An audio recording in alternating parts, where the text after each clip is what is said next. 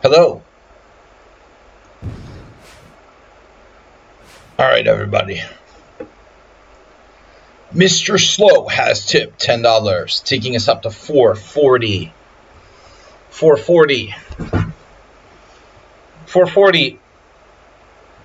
Tournament fund, World Senior Teams, Krakow, and May. First, we have the Hungarian Spring Festival, end of May. So any money you guys donate to the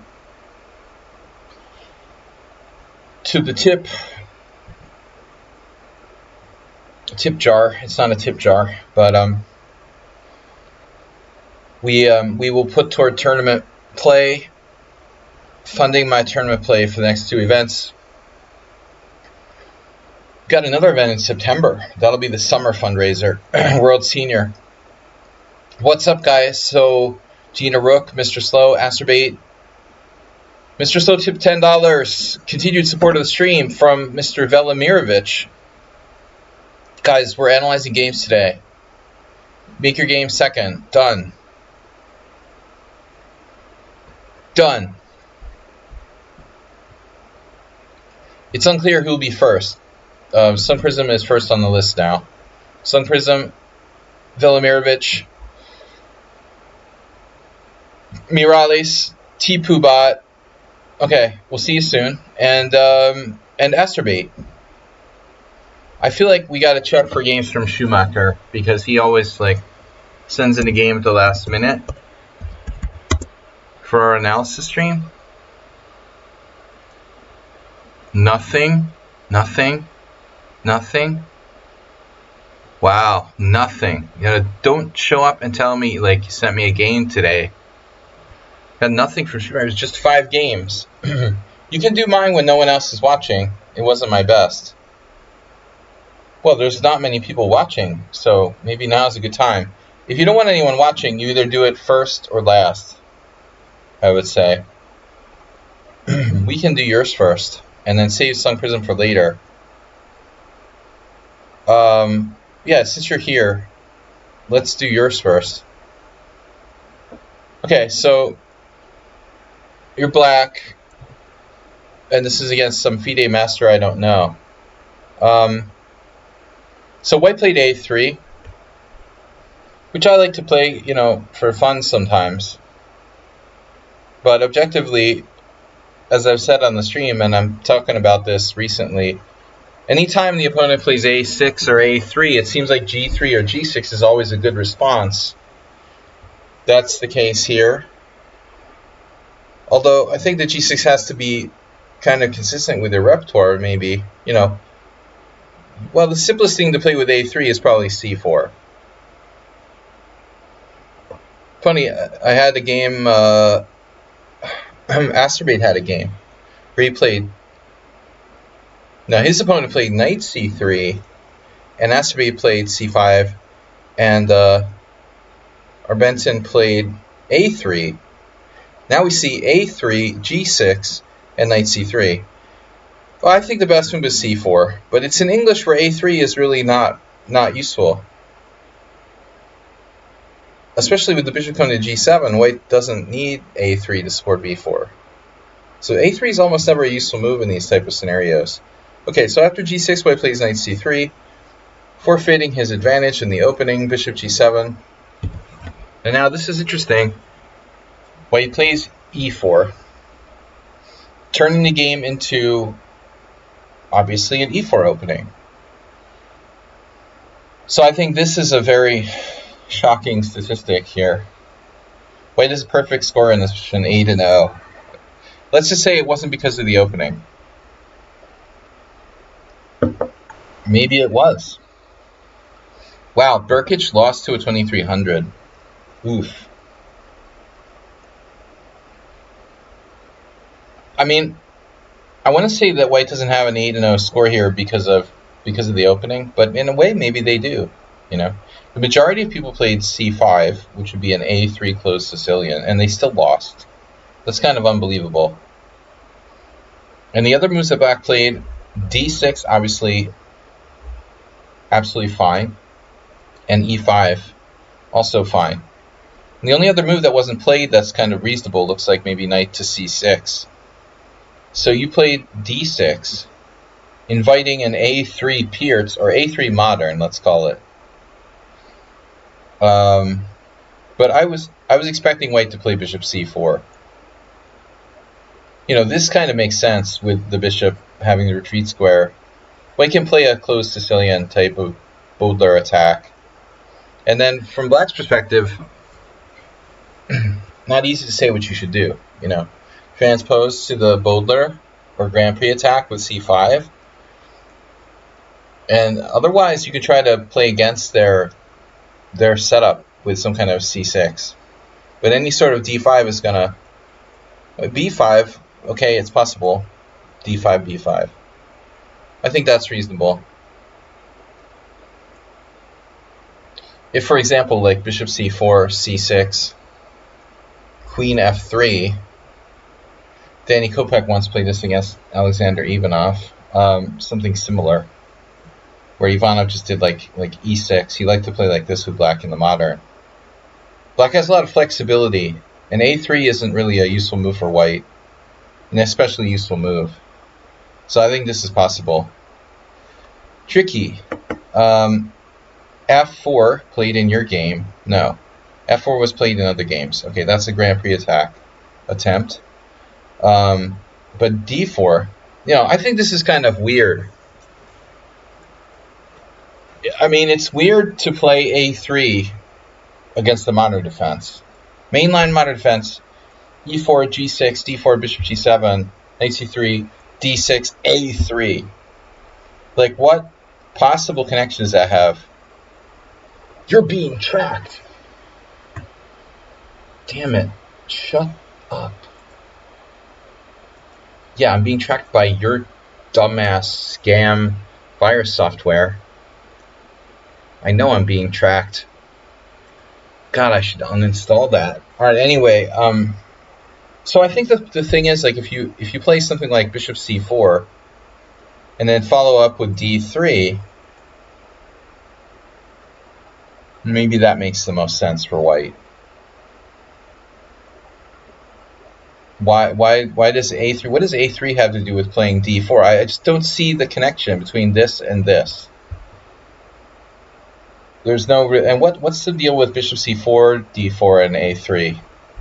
So it's just like random moves. Now black played knight f6 like a normal Pierce. I mean, how bad can it be? We played a3 in the Pierce. So, I mean, let's just put it this way. If white plays bishop c4, you need to start thinking about taking on e4. Because it's really just a question of, can you do it now, or you have to wait a move?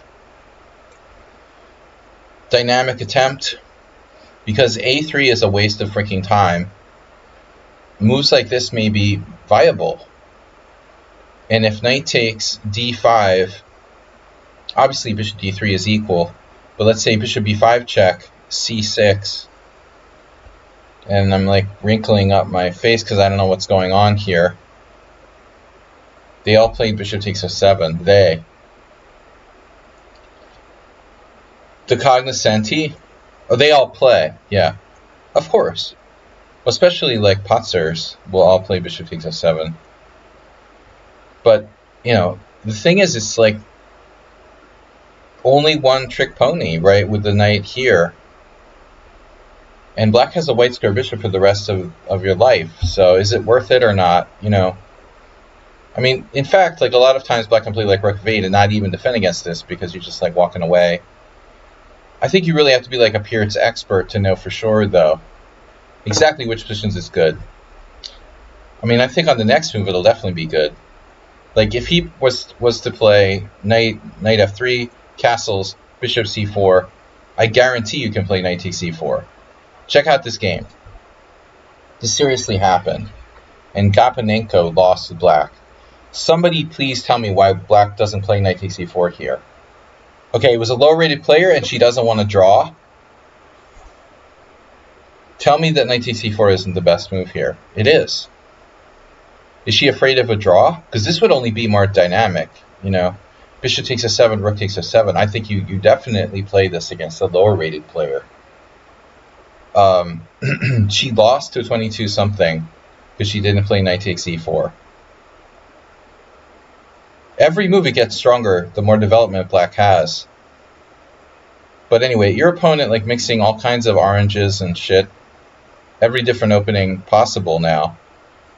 Jonathan Rogers versus John. Jonathan versus John, 1990. It's a total random mixing of 3 completely different moves. Bishop g5, a3. Well, 2 different moves. If bishop c4, it'll be a third one. All right, a3 has nothing to do with bishop g5. And it's kind of weird because I don't see Fed playing the Pierts really. But anyways, he also played h6.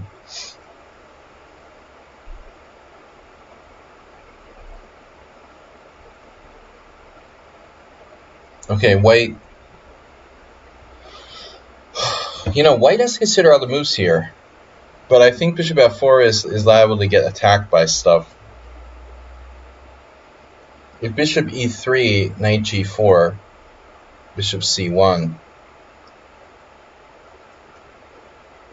a3 tempo going to cost some time. So white plays this. Now you played c6. What's our plan?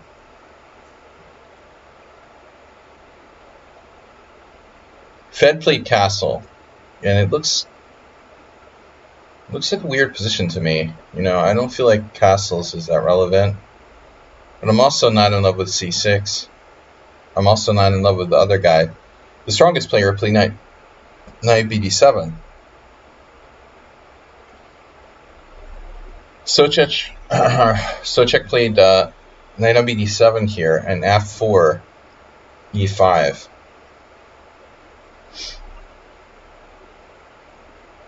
Like a weird Pierce-Philidor hybrid.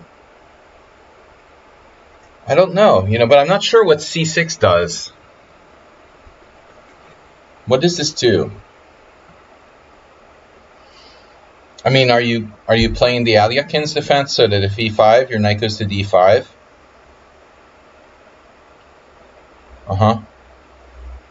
Okay. f4, white's playing logically. And then after castles, and I don't know what other options you have here, they go e5, trying to avalanche you, and now it's basically an Aliakin Pierce, which are in the same family of openings, oddly enough. A lot of people don't realize that. e5, and you're playing like a weird, sort of dubious Aliakin Pierce hybrid. So white plays knight takes d5. I'm pretty sure this move isn't great. You know, I don't see, but I guess white had a problem with that pawn on f4. Yeah, maybe he doesn't have time to play something else. What would white do? I mean, would this be an option? No, e3. I'm like blind. So queen d2 is really the only other move. Actually, he could play queen f3. Kind of unusual theme.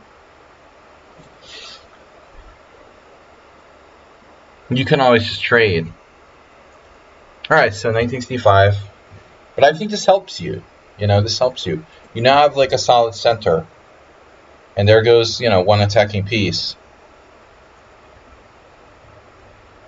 Makes me think that e5 might even be a bad move. If he's got nothing after e5, knight d5, then what's the sense of playing e5, really? Because it doesn't seem like you really have any like noticeable plan here. Makes me think that this is like definitely a mistake. Because nothing good seems to come of this for him. Yeah, well, I don't think this helps him. I think this helps you. trading pieces and getting a pawn toward the center only helps black. Knight f3, knight c6, and now robotic sort of move c3. I mean, this move is slow, and it's not necessary. And after that, I don't think that white is going to be castling queenside. I'm not sure he was going to be casting queenside anyway. The white's just kind of doing nothing. And now you play queen b6, which is Krakenian. The Krakenian. Yeah, well, I mean, I probably wouldn't play queen b6. I don't know. It looks like a position where you should develop your bishop. The problem is what? Like here? Not really. I don't know about this pawn. You have bishop g4, but I don't think this is so good. This wouldn't be a problem for white, probably. Doesn't mind if you give him the bishop. So I think bishop f5, queen b3 would be a question. Is it too late to add a game? No. That'll be 595. You have to donate 595. No, after 95? Really, Mr. Slow? Okay. Mr. Slow has an idea. I just, like, threw this out because of this. You know, the obvious, like, invasive moves. But maybe Mr. Slow has seen something from beyond the grave.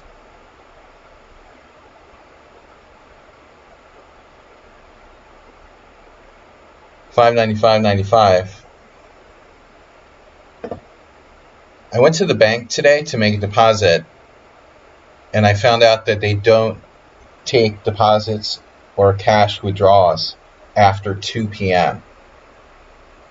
It's like the biggest bank in Hungary, and you can't do a deposit or withdraw of cash only by like the machine after 2 p.m. Okay, why is that? Because the money truck just rolled out? Then their schedule is at 2 o'clock or what? Like the bank's open till like 5. But you can't make a cash withdrawal or deposit between 2 and 5. What's that about? Like the armored truck leaves at 2? It's fucking ridiculous. We live in a banana republic here. Okay.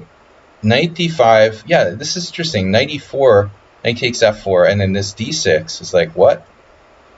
Okay, that's weird. I don't know, anyway, it's hard to play that with white. Okay, so knight d5, here, what should we do? You know, if you take, by the way, they take toward the center, you could play something like bishop f5 here, and then, you know, on queen b3, it's not a problem. I do think that white is a little bit better due to the space. So after this, white plays b4. That's a wall of pawns you got there, bro. That's a nice wall of pawns.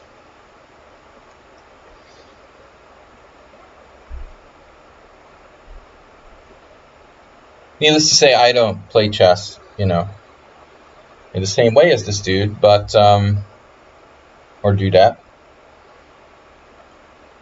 But b4 is a resolute move, and it's hard to exploit it. You know, a5, b5, or even just leave the structure. It's hard for black to get counterplay here. There's this. And now, rook e8, a reasonable waiting move. And now you played bishop g4. To say I told you so, but I told you so. Do you have tactics? My favorite, oh my god, you don't have knight takes d4, you do. Wow. I do this in the Scandinavian sometimes. So he blindly walks into this, Oh, you did it that way. You shouldn't have done that. No, you have to do it like after changing on e5, no? You didn't want to open the F file. So I was expecting this, and then this, and then this, because then it's like a multiple things are forked, but there are some problems here. Queen F2. Oh no, your queen's protected. Duh. Duh! Queen's protected. Yeah, see, so takes. Castling's illegal. Oh, castle's queen's side, of course.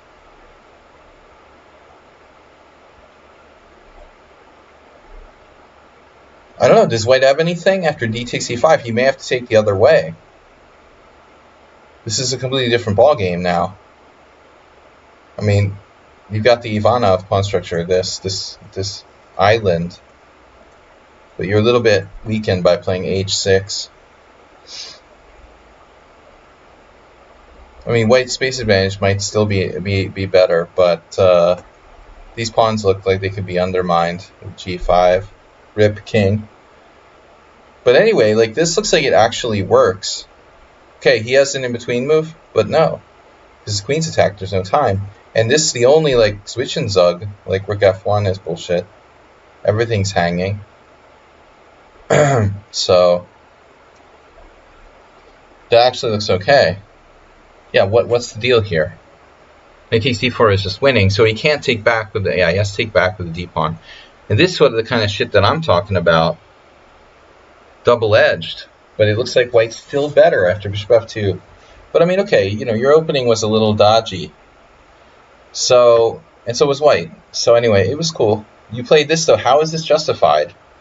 Knight takes c4, c takes c4, queen takes c4. You just sacrificed a piece for 2 pawns. Oh, sorry, 3.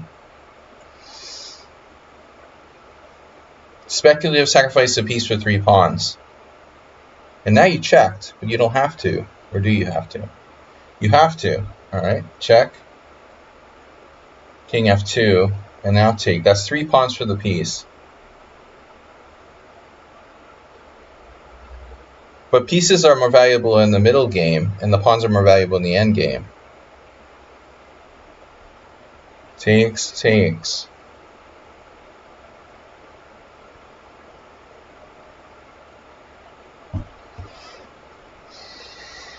His king is really open.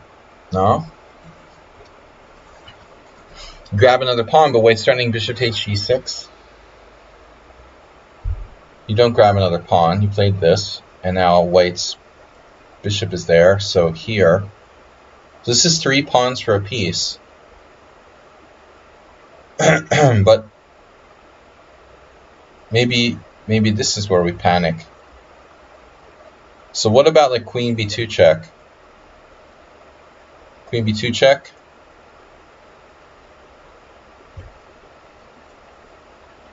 I'm not sure it's in your best interest to trade queens in this position.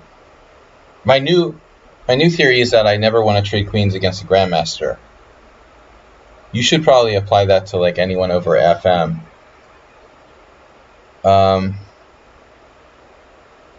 My only concern is after this, white doesn't really face a lot of danger. I mean, you've got a 5-on-2 kingside majority with doubled pawns. Not that scary. And there goes the d-file. Losing the d-file might it might be advantageous for white.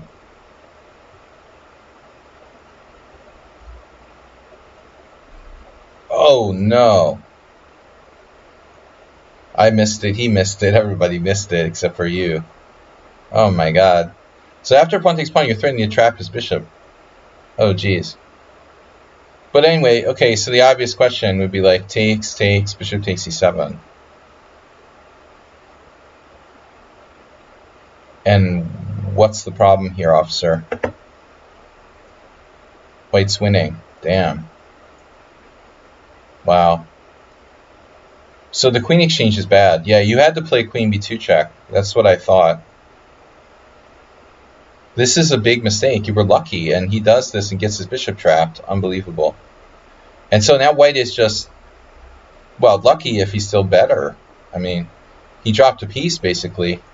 What? You figured the bishop's trapped anyway. Okay. So, yeah, you don't have to take it right away. But losing a queenside pawn could be dangerous for you.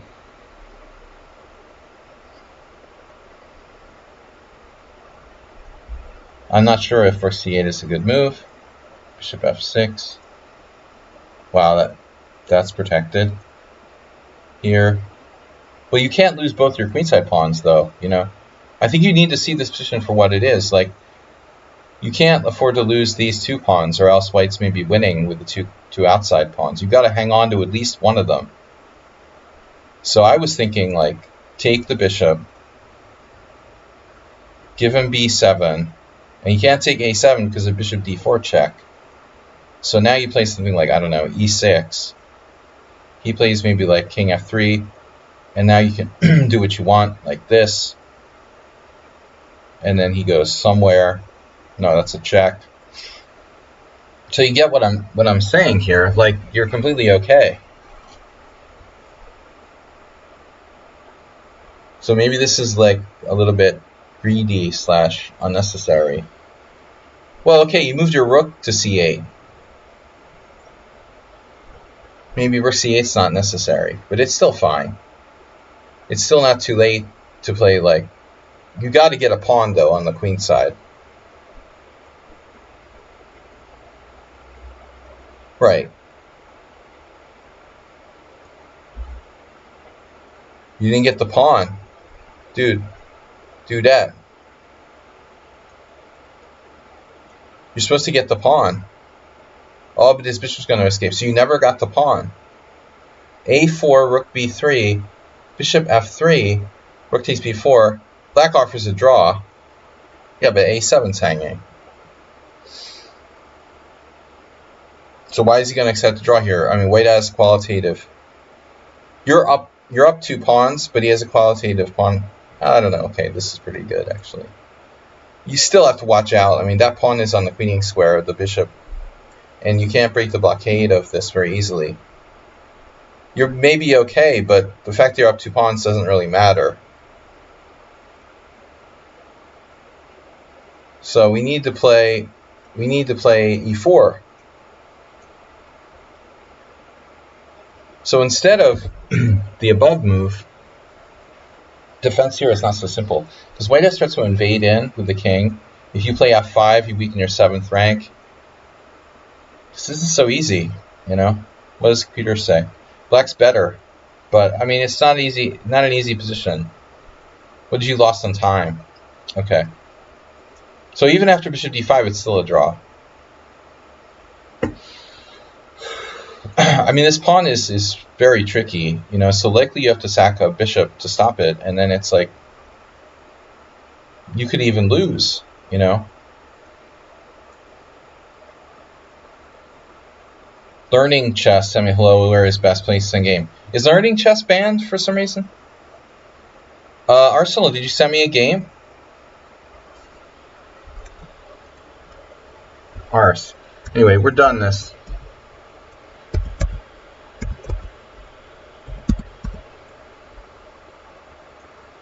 Ars is chat banned.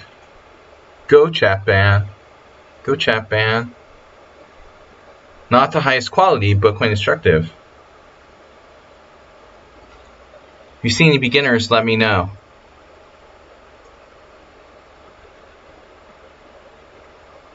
This is Ars. Alright, thanks T-Poobot. Not the greatest game.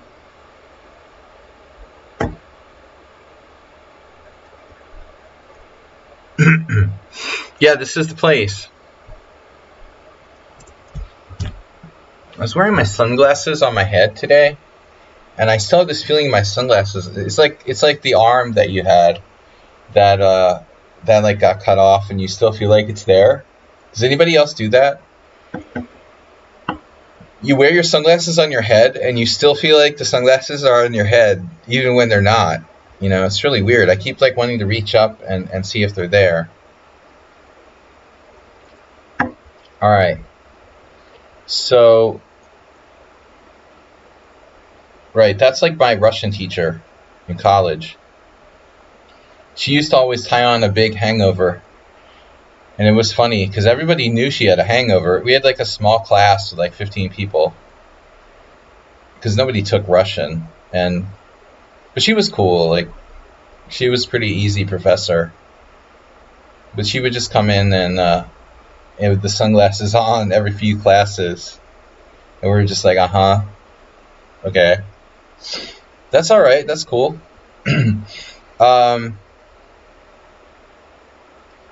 So where we at now? We're gonna do Dragolyubov. Dragolyub.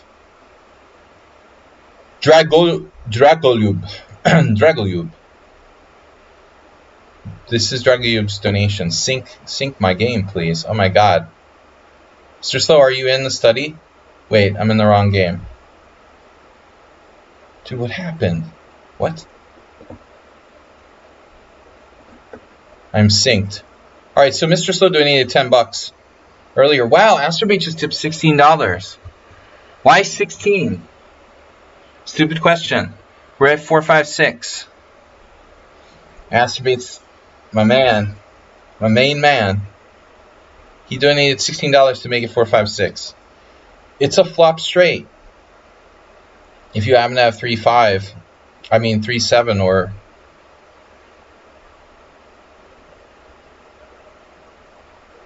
deuce 3 or 7-8. Alright, analysis board here. 4-5-6, flop straight. The Russian team battle. Okay then. Analysis. High level chess from the Russian team battle. The Russian Bundesliga. Actually, I don't know if that was Russian. It could be Ukrainian. Hey, what's up? Move 11. No one wants to get to the end of the straight. I mean, my poker game varies from very good players to people who play chess. I mean, play poker like they really play on Red Dead Redemption 2. There is a lot of people who are very excited about having the low end of the straight, and yeah, not so many people are patient to just play for the nuts, like me. Alright, so we got Dragolyubov with white against Kavalek. Rip. Kavalek died in the recent past, though I never met him. Okay, so we got the attacking genius of Dragolyubov Velimirovich, sponsored by Mr. Slow, against Luboš Kavalek, who was originally from Czechoslovakia, of course, immigrated to the United States, became a... I don't know what he did, actually. I mean, it seems like he wasn't a professional player. I'm not from the Mid-Atlantic, southern Mid-Atlantic he lived in, like Virginia, I don't know. He lived in the Virginia, Washington, D.C. area. I don't know what his deal was. I never saw him at a tournament. He basically stopped playing around 1987. So, oh, Bangtown, California is here for the analysis stream. Usually he's here in the morning. You're here early, man. Bangtown, California, getting 5 gift subs to C. Tom Gilman, Nimzo Indiano, Sayu Grace, and Special Steve. That's a train, right? No. Good lad, Sungi. No, it's not a train, because it's like gotta be 5 donations from different people. So I got, yeah, I mean, he only counts as one person. Bangtown, Astrobait, Mr. Slow. Arsenal fan, thank you, man. 1,000 bits. Arsenal's got a game for us tonight. Very generous, sire. Thank you, guys. This money will be spent on drugs and alcohol and gambling. The bits are spent on drugs, alcohol, and gambling. The donations to the, to the bar are spent on tournaments. Just so you know. Mr. Slowhand says, gifting tier 1 sub to Saji's community. And that went to double J Jared. Jared with 2 J's. Thank you guys. Anyway, so Kavalek is playing the Peerts, knight c3, and Acerbate gifting another one from Acerbate to Jude NYC, and we did get a hype train. So hype train incoming. Nice. First one in a week. First one in 2 weeks, I think. You have a limited time to earn exclusive emotes. Yeah, small audience here, but very generous. That's the way I like it. It's an intimate atmosphere on such a stream. We need romantic candlelight. Gina Rook with 100 bits. Mr. Slow just went off with 5 gift subs. Yeah, Doggy and Muhammad Damin. Chess weird openings. Fun human sub. And then Rand Forsh. Mr. Slow, super generous. I feel like it's Sunday. We've got 41% of the way to the hype train. Thanks, Gina Rook, for 100 bits. You guys, let's keep it going. All right. Arsenal fan. Acerbate gifted another gift sub to Calvin Shirley. Guys, Peert's defense? No, e5. So Kavalek is playing the Philidor. God, it's not easy to play the Philidor. You know, I haven't really studied Kavalek's games. Knight f3, knight on bd7. Okay, the one thing I know from Kavalek is the Kavalek variation of the King's Indian, because that's I often played as well because of Soltis. You know, I don't know where Soltis got the Kavalek variation from. You know, maybe he borrowed it from Kavalek, but Soltis was one of the biggest protagonists of Kavalek's line in the King's Indian. Knight on bd7 now. So this is an important. Oh, you can't play Sunday. Okay, good luck. Mr. So getting in the donations today. Come on, guys. 50% of the way there. 48% of the way there.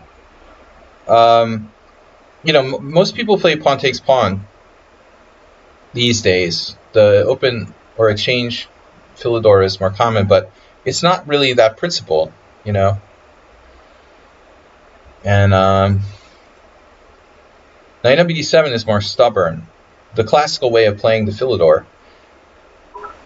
Boom, Sung Prison with 100 bits. You guys, we're 49%. Bishop c4, classical move, and pressure against f7. You got to watch tactics there. So bishop e7, castles, and now c6. And now, oftentimes black is starting b5, so a4 is very standard. And now black, most typically would castle. So what are you thinking here with Kavalek as black against an attacking player playing this Philidor? He's going super solid. Move 11 gifting tier 1 sub. Gifting a total of 406 in the channel to Big Dola David. We got 56% of the way to the hype train level 1. Why is Kavalek delaying? Why is he delaying castling?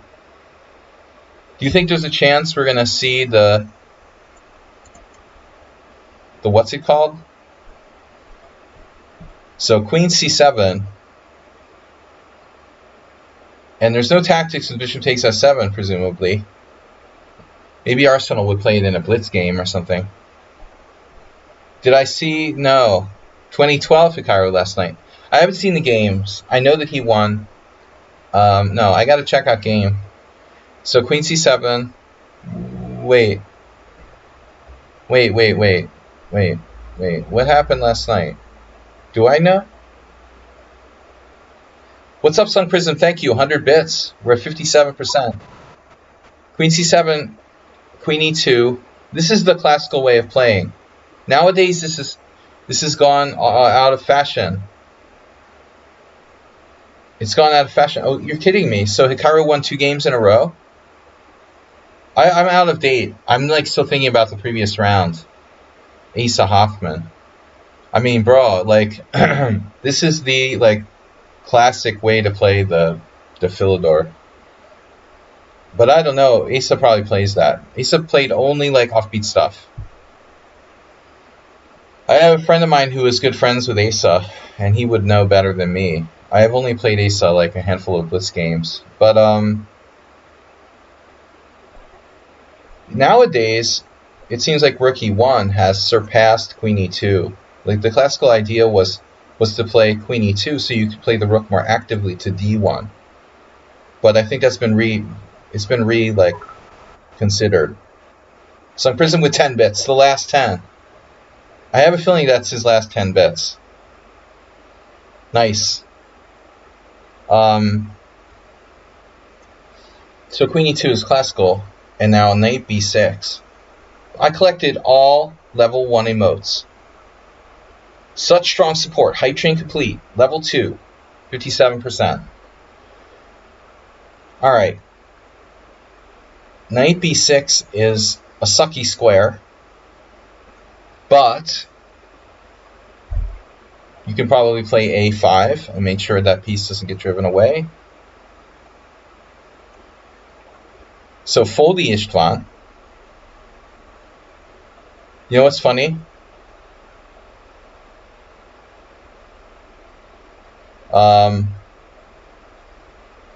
What's the animal that eats ants and it like lives in the dark? It's like an anteater. But it's not an anteater, it's what's that other animal? It's like a desert dweller. Lives in the American Southwest. Aardvark. Maybe Aardvark? I think Aardvark? Yeah. Maybe Aardvark. But anyway, like, they're called foldy mallets in Hungarian. Like, ground pig or something like that. This guy's like ground Steve. Foldy means like from the ground or something. Armadillo, that's what I'm thinking. Thank you. Armadillo. You can buy armadillo balls. Bangtown, California. We talked about this already. For $49.95 online. We talked about this already. You can buy a pair of armadillo balls for $49.95. No, they're not calling me tonight.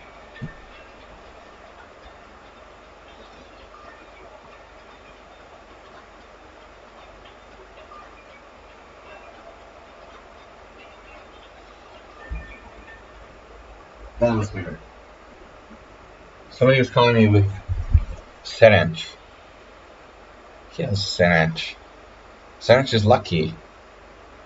Do I have anybody named Serench on my phone list? Who's lucky? That's weird. Lucky.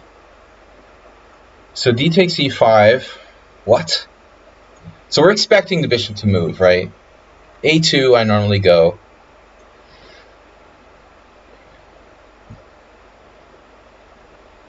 I mean, there's a case to be made for bishop b3, although this pawn could attack it. But this is a surprising move, right? Why would Velimirovich want to take on e5? I saw a really nice game at the last tournament I played where Black was a Serbian GM. Pop, what's his name? Not Pop. Pop? No. Yeah, Pop Misha. He won a nice game with Black in a Fildor type of structure where his opponent did this. Oh, this is like a no-no. You know, you don't want to make this move unless you have a really good freaking reason. Because this is a bad move for white strategically. Why would you want to trade your d4 pawn for the pawn on d6? So that means it's a bad sign. Like, yeah, dude, of course. If this move gets played, I'm like, fuck, you know? Something bad is about to happen, because there's no way Velimirovich plays that move unless there's some kind of tactical trick coming on. You know, I would be, like, very freaked out right now if I were Black. I mean, you know, like, a good player doesn't make this move strategically. So d takes e5, you have no choice. This doesn't work. Obviously, I can just take here and win a piece. So you have to take back. And then out of the blue, bishop takes a7. Now, this is beautiful. This is really beautiful. Because the idea is we don't have the check right away, but we can play it when we want to play it. So we can force Black to move with a5. And then we have queen c4 check. So what he does is he punishes Kovalek for not castling. I thought knight b6 was sketch, but I didn't think there was a way to exploit it right away. But there was. Bishop takes a7. king f7 and then a5. And so now we're talking about this. And so you got Kakatiri. I mean, this could be a mating attack or something, but most likely black is going to have to give a piece back, I would think, with like knight to d5. But I mean, what are you going to do? Like this? That doesn't really help us. I'll just take this, and now this is hanging with check. And the thing is, like, not material is the problem. It's king safety. That's the problem for black. It's disrupted black's entire, like, king safety for the rest of the game. So it's just picking up the pieces after that. Bishop takes, king takes, a5. Now, black can, like, sit there and let you take on b6, maybe. c4 is very invasive. I've often used that square in the Philidor. There's obviously knight g5 check, which is a big part of this. I would think it's very easy to just get crushed and come completely unraveled now. You know, I would be like wanting to kill myself. So here, if I get back to f8, I could defend myself, but there's no time. Check, and now what are you going to do? Go out to g6 and get mated? I think this is safe to assume the worst here. If you go to g6, you're not coming back, okay? This is like the Russian front. You just joined Prigozhin's outfit, Wagner or whatever. No. You can go out there, but good luck with that. After knight h4 check, king h5. You're not surviving that against a strong grandmaster. So he goes back, and now, shockingly, knight g5, defending mate in 2, and now defending f7. There's also the d file, keep in mind.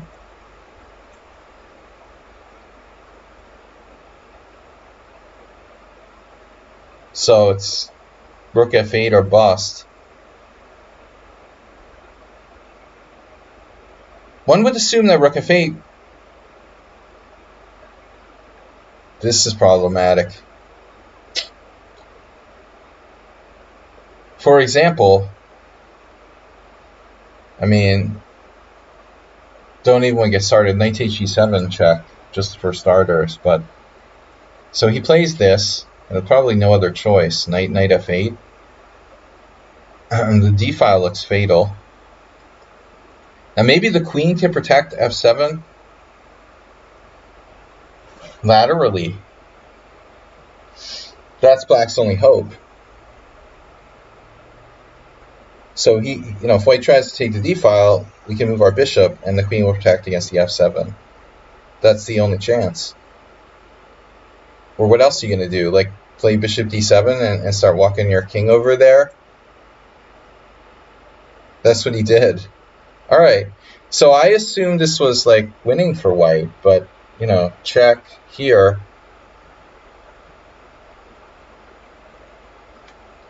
Not so easy. Now what do you do? So maybe Kavalik, I love it when you're playing and you like have this glimmer of hope. You're like, oh man, maybe there's a chance I'm not losing, And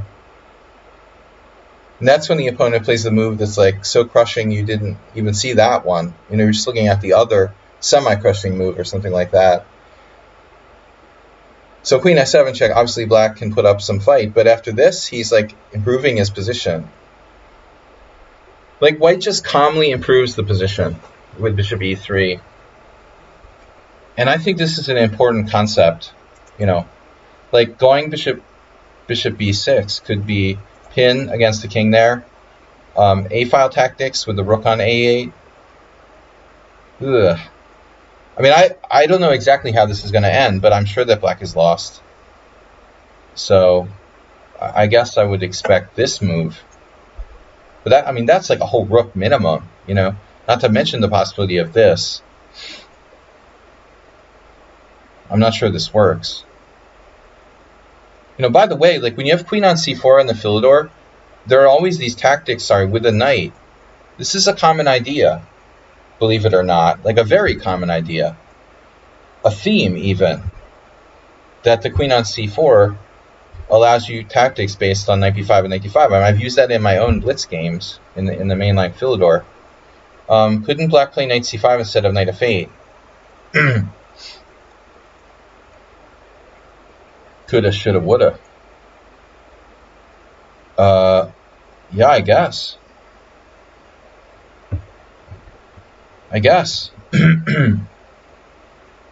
But I'm not sure if it would really be superior. The knight obviously can be attacked by that same move, you know, like bishop e3.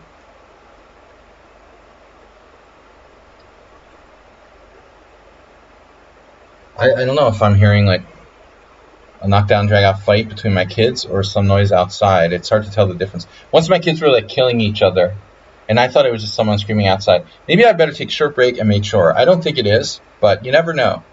I'll be right back, guys. 1 second. Better safe than sorry.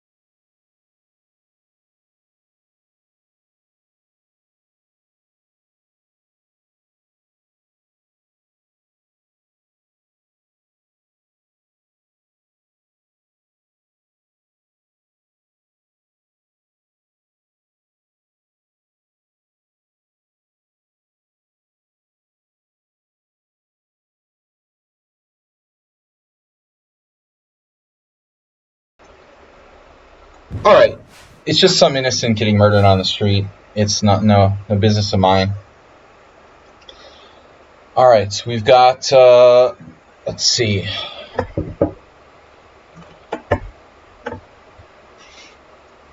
So here we are. Yeah, the suggestion of knight c5. I assume it's not really better.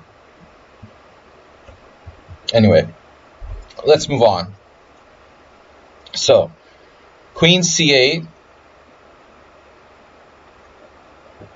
This isn't going to end well. Check here. Now, sadly, there's no smothered mate with knight e6 because black has knight e6. So, how do we finish black off here? Maybe a rook sack on d7? I really want this to work. This doesn't work. I mean, I don't think this works. It would work like fine in this variation, you know, or this variation. Actually, this variation doesn't even work. So it doesn't really come too close to working. I'm looking at all kinds of moves. This. This is why the Philidor is a great opening, isn't it? I what? I slipped your variation. Skipped? Kids are alright. Yeah, that was the thing. Like, the time they were, like, killing each other was, like, I thought it was something going on outside. And I, like, didn't stop it for a long time. They're having, like, a battle. And the whole reason I didn't catch it was because I thought it was screaming outside. So then the opposite's true. So your variation with h6.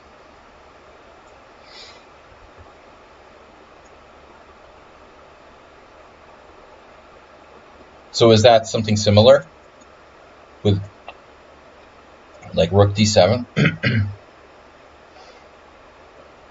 We have something like rook d7.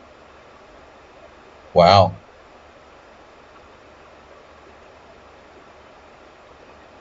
Oh. So h6, that doesn't work. You have to play knight b5. Okay, so that's related to what I was talking about. So white had a lot of stuff he had to work out. So this would be a queen sack. Take, take, take. And then black just too uncoordinated. One of those situations you have enough material, but you're not coordinated enough. Your queen takes b7.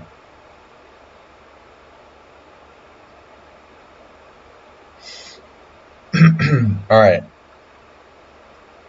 So queen c8. So it's not trivial for white. You have to find that knight b5 move. Knight there. Sorry, king d8, knight a4. Oh my god. Damn, dude. I want to thank my son for this awesome mouse he gave me. That can't work with these pieces to be highlighted.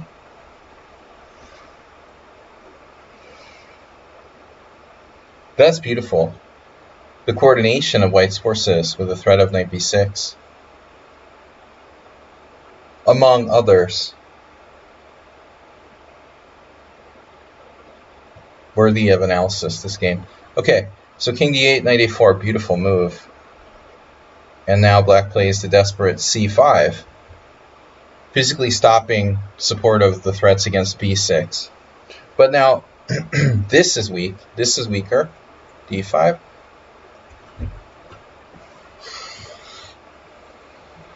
Yeah, I mean, it looks like there should be something here. Break the defense. How, though? How do we break the defense? It's not going to be... Like, now we got to start looking at stuff like this. Like, this is close. Close to working, but unfortunately, we could, like, sack our queen back or something like that and be up a piece. I keep thinking about this, Mr. Slow, that the bishop on e7 is, like, black's... That's black's bad bishop, and clearly, like, the most important, like, cog in his defense. I mean, obviously, d7 is important, too. But that's a pretty obvious... Arsenal is talking about that, of course.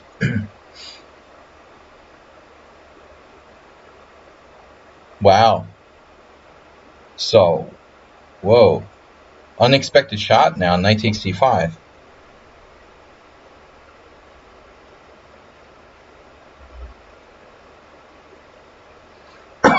Wow. So it's coming. Just wait, it's coming. Jeez, dude. So knight takes c5, bishop takes c5, and that's the point. Arsenal's on the right track. So, if bishop takes c5...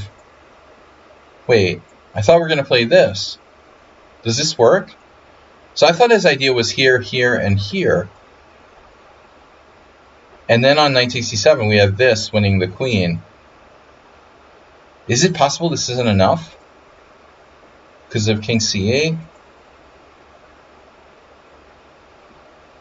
I mean... Not enough material, maybe.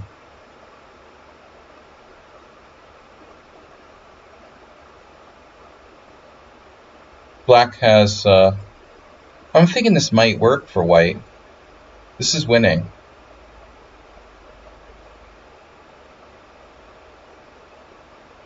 Oh, he's the other way.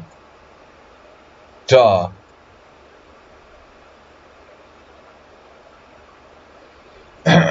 Alright. Yeah. It's been a long day. Been a long week. Alright, so this is based on this move. It's interesting, though. White's play ended up relating to that bishop getting deflected. But it's a surprising sequence of moves. So now the rook is hanging. How much material is white down? Two pieces. We're 2 pieces down. But we're threatening to take a rook or a knight with check and a rook. So we're down 2 pieces. We're threatening to take a knight and the rook, boom, boom, and be up an exchange or whatever, plus some pawns. So, you know, like, not easy for black now. Knight g6. drops a piece with check on f6. That can be met by maybe king c7. I don't know. It doesn't look good either, but bishop e7.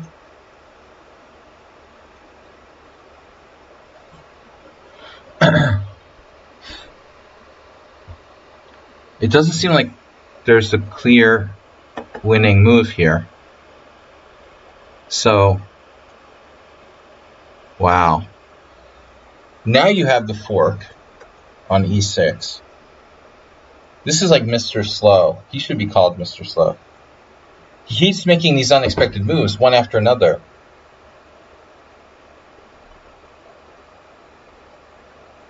I keep feeling that there was more than one way to skin this mule or whatever. Where's Mule Skinner, by the way? Hasn't been around lately. Bishop takes c5, and then black can't recapture. So we're only down a piece at this point, and we have like a crushing attack, and we have freaking 3 pawns for the piece anyway. We have enough material, even without winning back any material at this point. And the black king is toast. It is a great game. A lot of counterintuitive like moves in this game. Check. And then we'll see some sort of artistry now. Bishop d6 check. Walking out. And now how do we get him on a white square?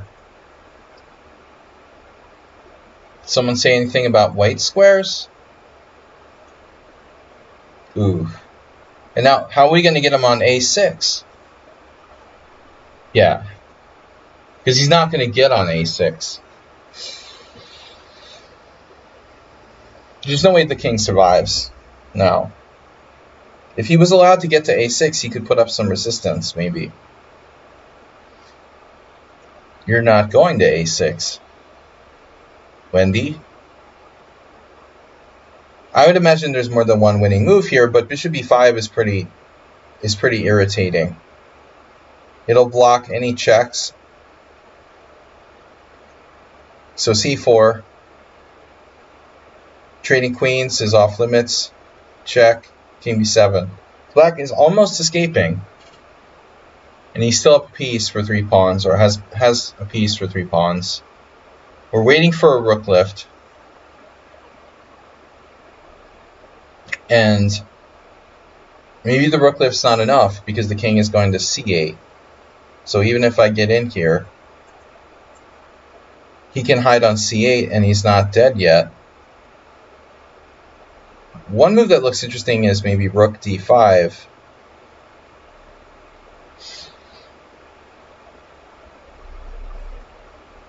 But instead of doing that, he plays this with the threat of rook d6, which is fatal.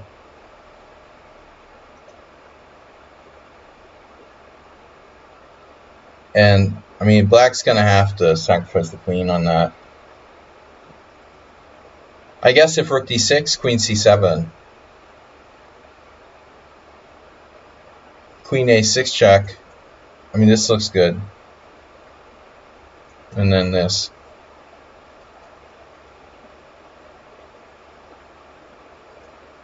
b4.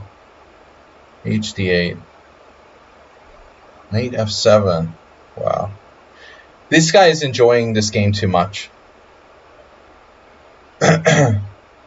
He's like torturing the opponent now. I'm sure that knight f7 was the fastest. He's just enjoying it. It's like chewing your food. His parents, they taught him to like chew his food slowly. Dragulyubov, chew your food slowly. Don't wolf it down.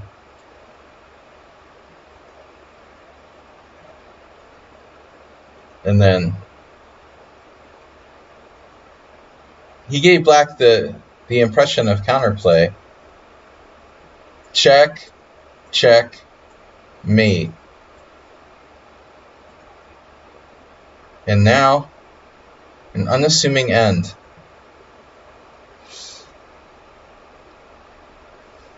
So I was figuring on biggering and biggering. No, I was figuring on bishop h3. But unfortunately, I saw this line, which is really cute. Check, here, check, here, and then check, and then here, and undoubtedly this has to be mate. Alright guys, anyway, that was a really cool game. After bishop takes c6, we get bishop d6, black resigned. He's threatening mate on c7, a6 is under attack. I mean, black could play rook g7, obviously. He's had enough. White is up a queen for 2 knights. Alright, let me check something, be right back.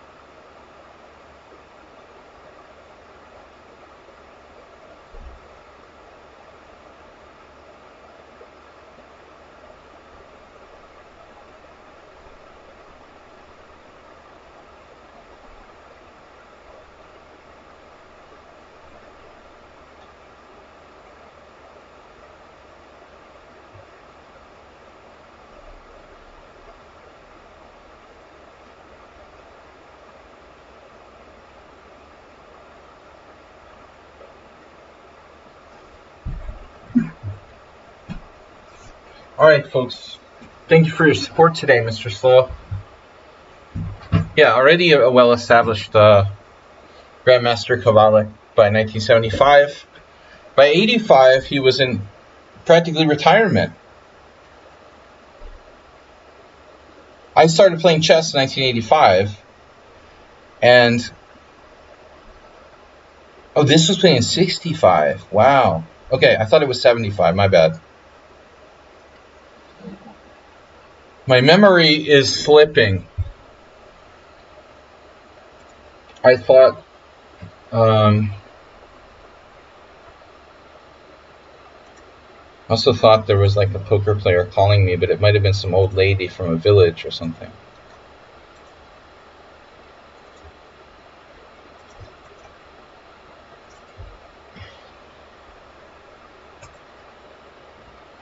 Yeah, it's a town.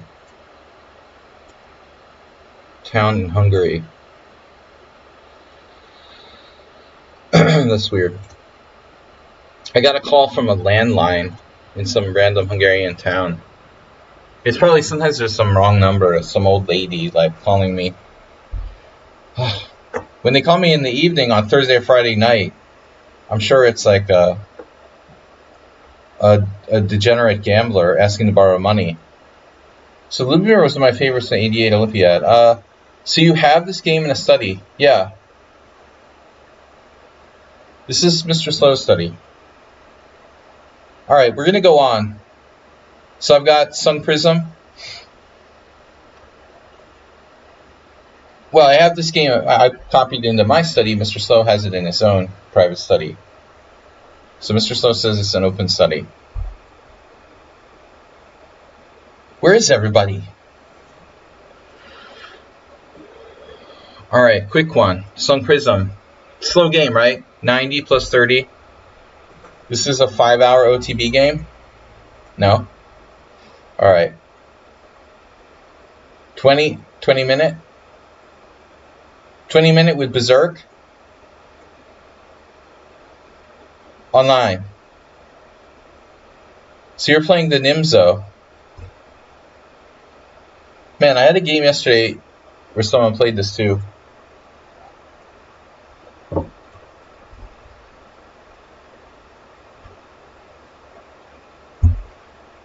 Yeah, you rarely see queen b3. The Spielman variation. I mean, the thing about this move is that it's extremely similar to queen c2, but the queen being like slightly more exposed on b3 changes the picture a little bit.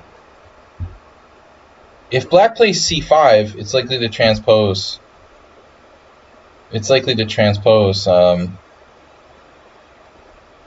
But black has actually less options than in the classical Nimzo. Here we have like a shitload of options because our bishop's not attacked. What's annoying about queen b3 is that we have less possibilities. Yeah, I mean, a5 is cool because you can play like a5, a3, a4 and try to trap the queen in some lines. But I'm not sure it's actually trappable, right? Queen takes b4. It gets out in this variation. There are some cases where a4 works.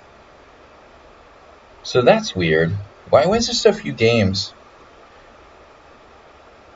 a5 is the second most common move. There's only 35 games that I've played. This is insane. There's 300 games with c5.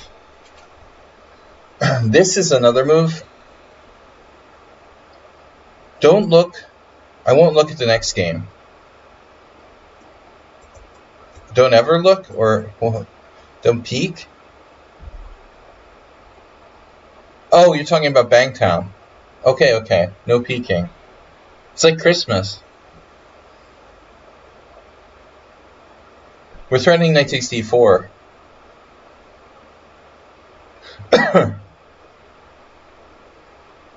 Yeah, I had the position on the board against me the other day, and I was like annoyed by this position because exactly this fact that like there is not as many options. I can't play b6. I can't play, queen e7 is stupid. I can't play d6. So you only have like bishop takes c3, which is really bad, or c5 or a5, maybe knight a6. There's no games with knight a6. I mean, that move might be an important theoretical novelty. How bad could it be, honestly? White doesn't have e4. And the idea would be to play c5 all the same. I guess our questions could be like, what happens after this? Pull the bishop back. Nothing special there. Another thing is, like, this isn't usually good. You're just asking for trouble if you put your bishop on a5. Alright, anyway. So, we'll take a look at Sun Prism's game. He plays the main line, c5. And now, usually white takes and transposes to the Botvinnik.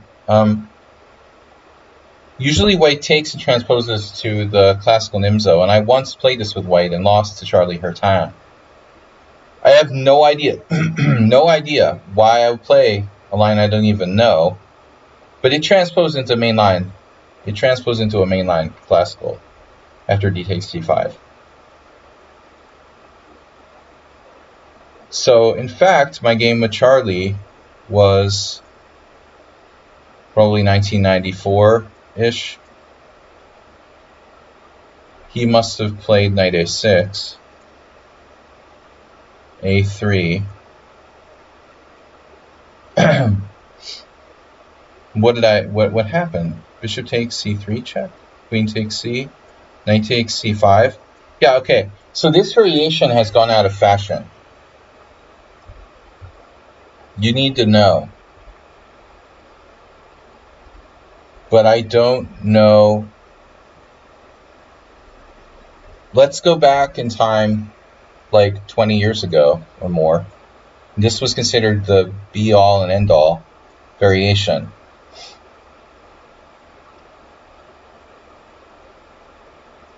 Well, it's very, very complicated. White has two lines with b4 and f3. And this is how I lost with white. It's very easy for white to get outstripped in development. But if white really knows what they're doing, there's also some question whether you have compensation for giving up your bishop or not. I lost with white the one time I played it. But for some reason, this variation is, look how bad the score is. I mean, it's like horrible for black. 47% win for white versus 21 with b4. So in the b4 lines, the queen normally goes back here.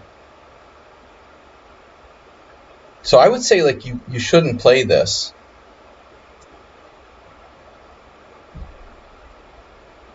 Queen a5 is possible, and it's always bad, right? I think I did this against like Serper once, and ended up with my knight fianchettoed on b7. Here, here, here.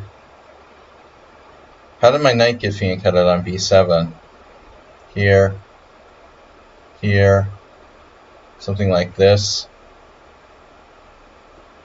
All I know is that I ended up with the knight on b7 and groveling for a draw against a strong grandmaster. Somehow I did it. I drew. So that's not right, master. I mean, the other possibility here, you could just play bishop takes c5. What I would be doing for you is looking for reasons or ways to make queen b3 look like a mistake versus queen c2. So if you think about it, right, look at this position. If the queen's on c2, it has a little bit of pressure indirectly against the bishop on c5. It controls the center. You've got a3 and b4 uninhibited. But this piece looks kind of odd now, right?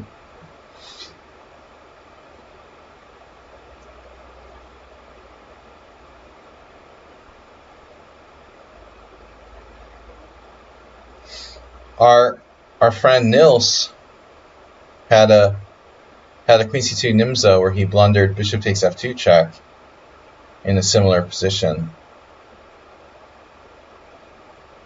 in a tournament game, sadly.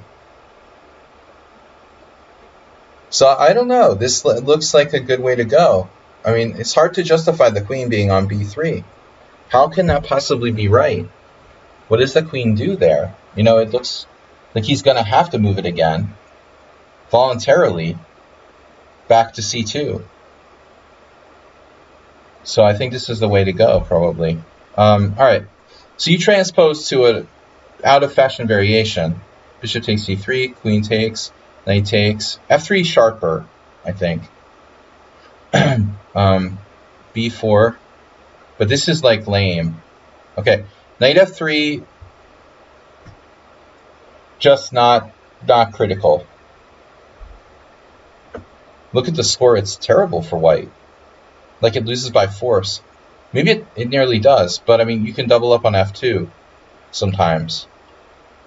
Yeah, it feels like black should develop. I mean, have I ever had this position? Possibly.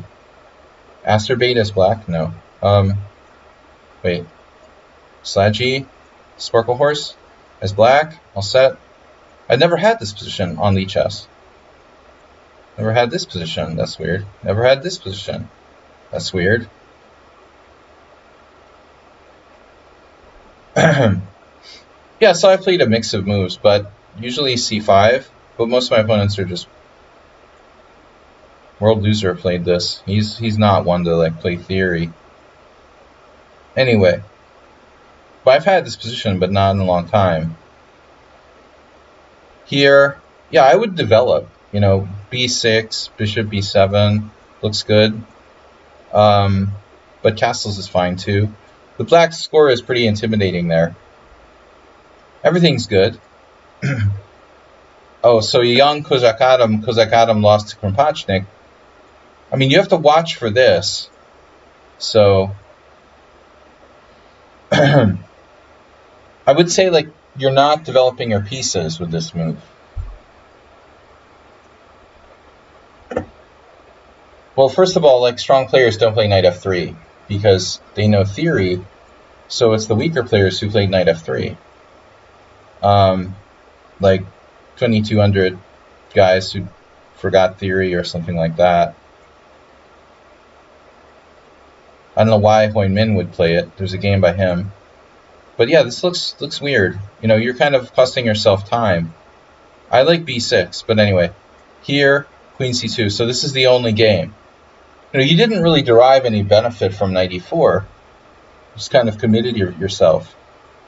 It would be better to just wait. In a sense, you just wasted time. This is obviously very natural. And then out to a4.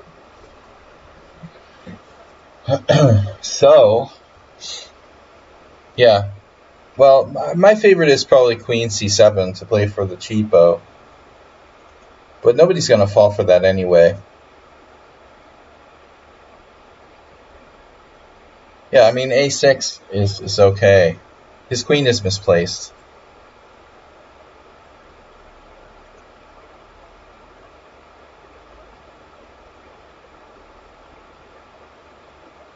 I mean, it does weaken your position slightly, playing a6. And objectively, I'm not sure if we should do this or not. He has a dark square bishop, you don't have a dark square bishop. Is there a possibility you're just trading your way to a draw with d5? And what about like bishop b4?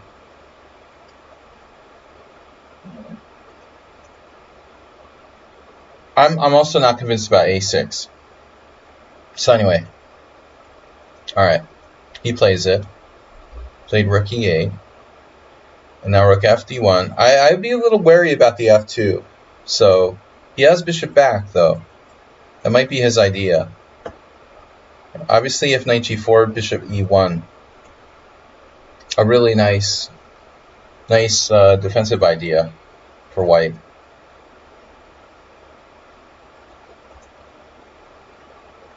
Yeah, I mean, I don't know. a5, it's okay, but, you know, white is fine. You just have, like, an equal game. White has the bishop pair, but you have pretty good space. And piece development is okay. His queen is a problem. It doesn't have a good position, really, to go to. And what's he going to do? Like, hide it on a2? His queen is really his biggest problem. So white to play, everything's fine. Totally normal position. I expect rook c1, although, you know, he has to watch this knight, attacks on his queen, and he plays this. And that's kind of a red flag. Undefended knight.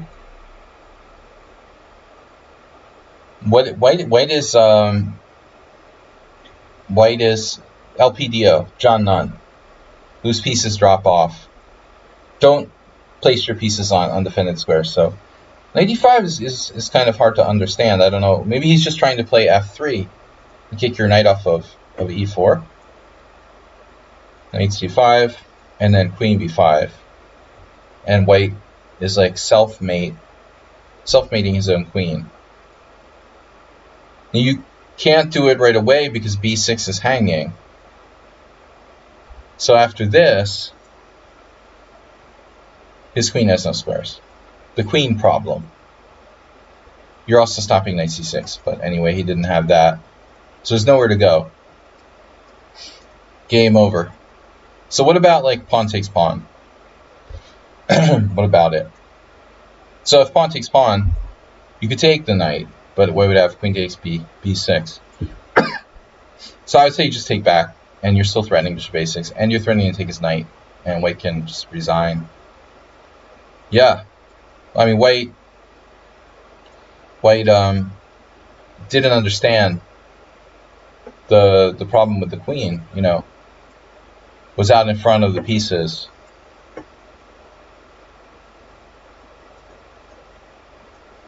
Yeah, I don't think you can let him take on b6.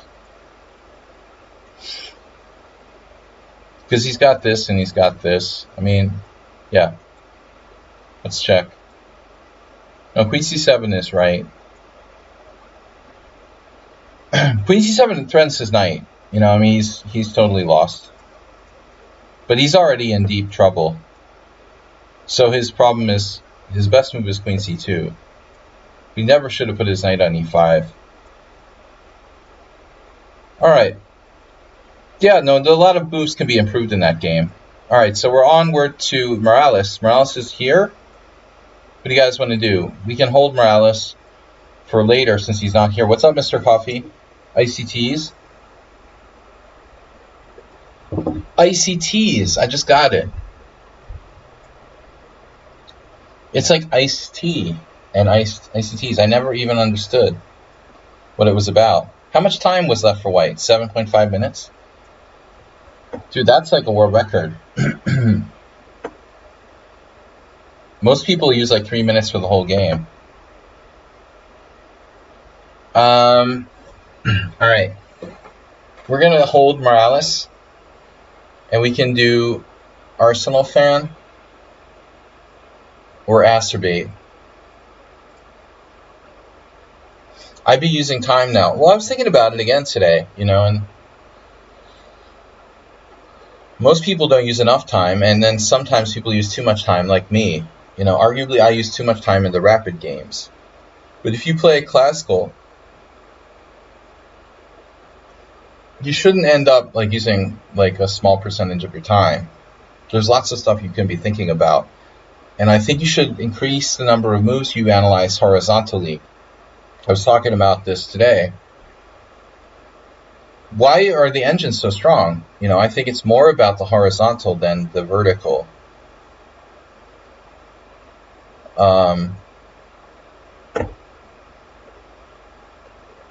So you just don't want to miss moves in the horizontal candidate list.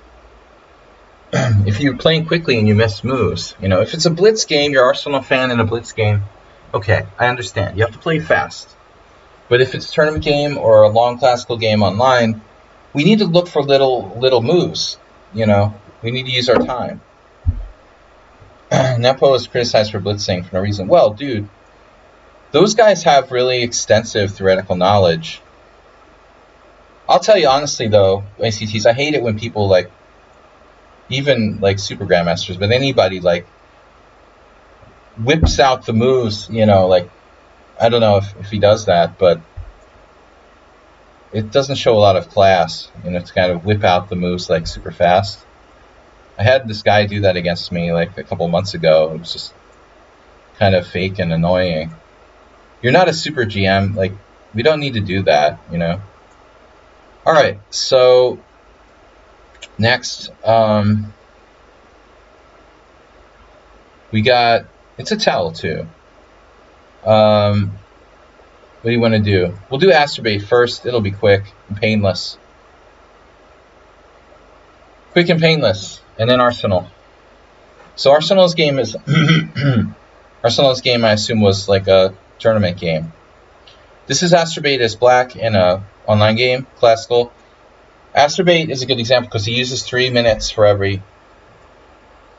He uses between 3 and 7 minutes for every, like, 30-minute game that he plays. So, he's never looking at the clock.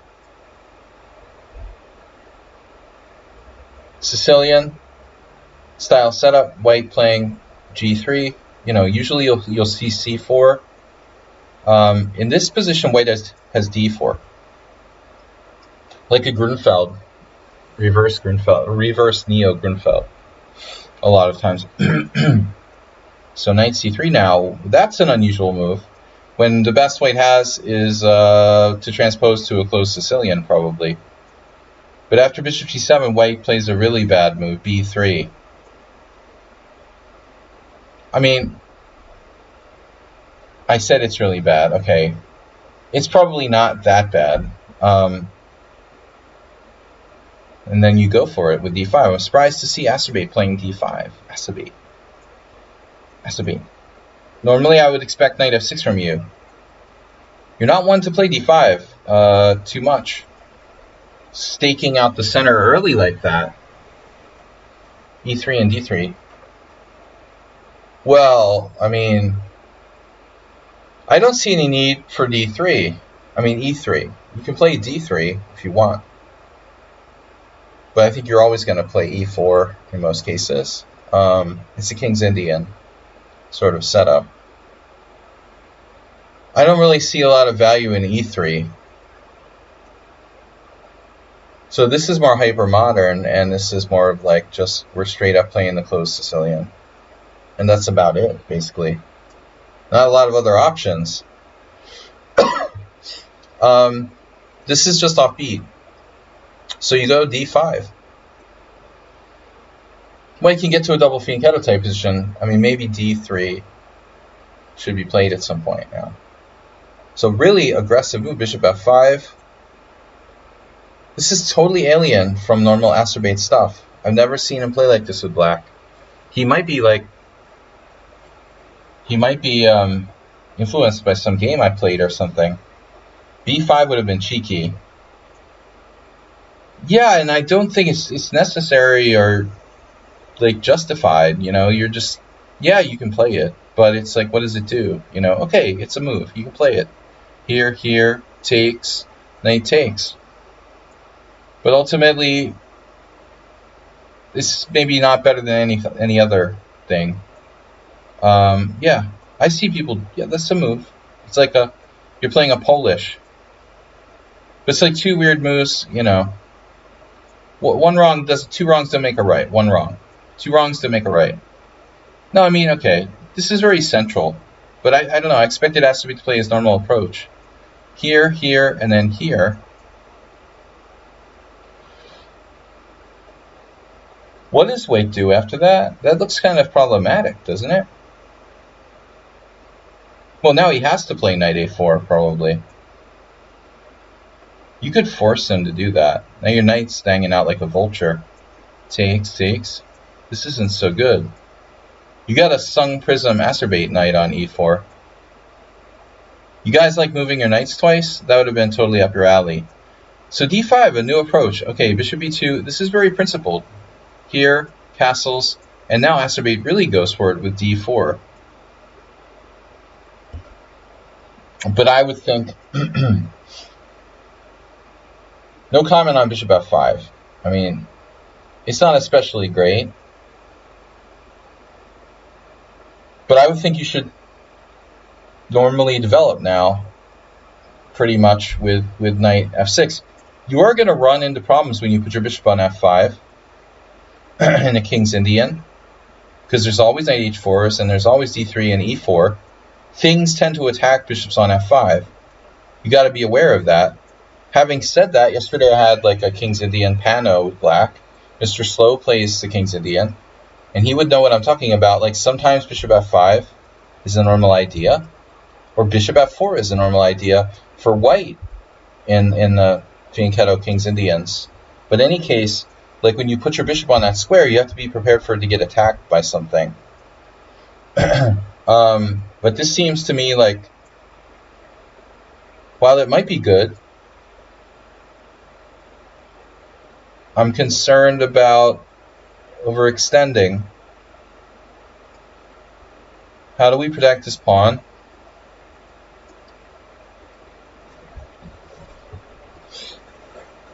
Wow. We don't. So the normal quote-unquote thing to do, like the guy did against me in our King's Indian, was queen here.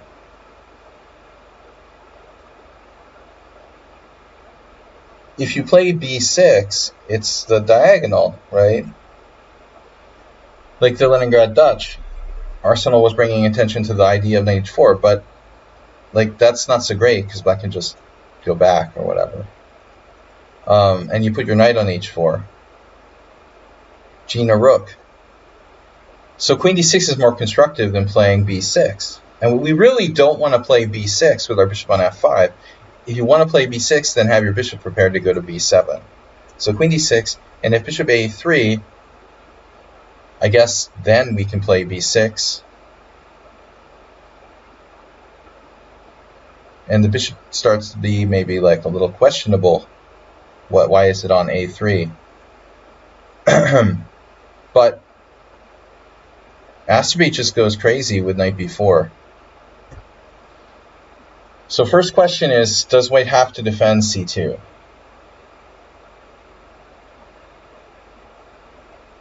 You would like knight b4. I'm not making a judgment on it until I see more information. I don't know. I don't like it because it's like moving the same piece twice. And Astrobate has a huge problem with that. He consistently forgets his development and keeps moving the same minor pieces twice in the opening. It's like a matter of self-control.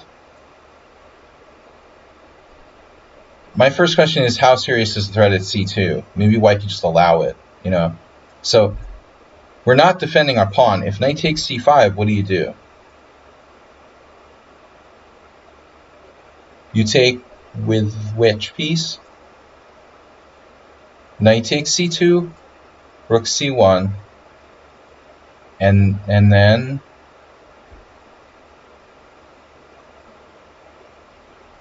no, really?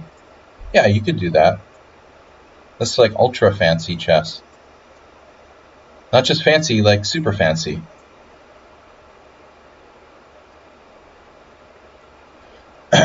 But at the end of the day, I'm not really sure that black is necessarily better. There is this. This happened to me against Novikov. I mentioned it before, the structure. This structure is really bad if this pawn is like a wall. Like, you don't want to have black have that wall of pawns there, because then you don't have a bishop anymore. It's purely it's a bino. Bishop in name only. And it votes for Liz Cheney. The bino. It's not a bino now, because it's like, it has potential to come out here or out here. So the question would be the knight hanging. And so here, well, the situation is complicated by the fact that Astrobate's development is not really kosher. Yeah, d4 will go.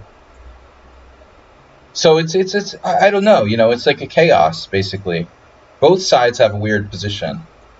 But you know, it's probably very difficult to say who's better here. The other possibility is just d3. You know, maybe this is the better way to go, because you annul the threat and you maintain your own threat. And now white can play like a sensible move, next move, like c3. So let's say you defend with rook c8, a la Arsenal. You're saying knight a6, but knight a6 sucks. Why do you want your knight on a6? You think you have to because a3? You have knight d5. I mean, this might actually be a good square, you know. If I can put it on d5, I'd rather put it on d5. You could lose a piece, you know, but you have en passant, or you don't have it. Oh no. Oh no, Arsenal's a genius. We don't have this. Oh. That's why I'm like slamming my head on the table. Knight a4 is trapped. Okay, that's good. Good to know. There's always b5. Yeah, anyway, like the situation's really crazy, but yeah, Astrobate went a little bit on a tangent here. White did play d3. Black now played b6. And I'm not too worried about this rook here. But Astrobate's king side is undeveloped. That's the problem. You know, the problem isn't knight b4. The problem is doing knight b4 in a position where the rest of your pieces are not fully developed. You know, I have no problem with him going aggressive with knight b4. But are you justified doing that when the rest of your pieces are still back? You know, not really. But white has a knight on a4, which is also not great. The next move is like, the next move is unbelievable. Bishop c1. Wait, what? That's not a good idea. I mean, there are places to play bishop c1, but this is not one of them. I mean, clearly you have to play actively now. So either e3, attacking the center, or c3 attacking the center, and c3 is most natural because you're hitting the knight as well. If black takes, then we take back either way, but maybe with the bishop, black, I don't know who's better. I mean, it's very hard to say. But this is unbelievably stupid. Bishop c1. And now, okay, black's better. And now here. And e4 is possible, but not good anymore. Notice the diagonal here. So now, oh man, knight b2. Well, yeah, you know, this is fianchetto knights. Rip knight. I mean, at least if you play a4, maybe you can guarantee a temporary outpost there. But knight's coming into c3 now. Acerbate killed it with b5. This is amazing. White has to gamble, I think, now. And roll the dice with, like, e4. And hope maybe, like, we get into something like this where maybe some chances. You know, I don't know. Maybe we could play, I guess, this. White's, down a pawn? But still, it's not that simple. This is ridiculously passive for white now. Look at that entrenchment. The next entrenchment on c3. Yeah, I learned my lesson with knight on b7. It happened a couple of times, and I was like lucky if I didn't lose all the games where my knight got stuck on b7. Doing it with white is even worse, though. It is sort of natural for it to happen with black, but it shouldn't happen with white. Queen e1, and now bishop g4. Yeah, you want to leave the knight on h4. The Acerbate's getting good in certain positions. This is a travesty. But he's starting to lose the exchange, so I guess you have to play something back to f3. And the best move would be like maybe knight f3, objectively. But this is even making his position worse. Back, nice. Beautiful positional play. Black is a genius. And it feels like white really has to go for e4. He plays this. Asking the question about this knight on c3. Now what do we do? You let him take on c3? It's tempting to go for the break. Shake and break. Yeah. Are we ever going to develop the rest of our pieces, though? I mean, I'm just wondering. Are we ever going to play knight f6 and castle? At some point? Or are we just going to not do that? He comes back. Okay, this is principled in a way. I saw an awesome Chigorin game with move 11 this week, or this week, and we saw this Chigorin game where he used his knight on f2. Very different structure. Knight f2 is not so effective here. So white has to play e4. This guy just refuses to play e4. We can't play it yet. Okay, he has to move his rook in order to get that off the diagonal, so you can play e4. Now here, back to b2. Okay, very inconsistent. And oops. That's a facepalm. I can't believe it, bro. The guy literally brought his bishop back to c1, and it was the only thing preventing g5. And bishop c1 was a really bad move, but this guy can't do anything right. He like realized, hey, bishop c1 was kind of a bad move, so now I'm gonna like put it back on b2 and lose a piece. That's terrible. Jeez, dude. He has a saving move. Whoa.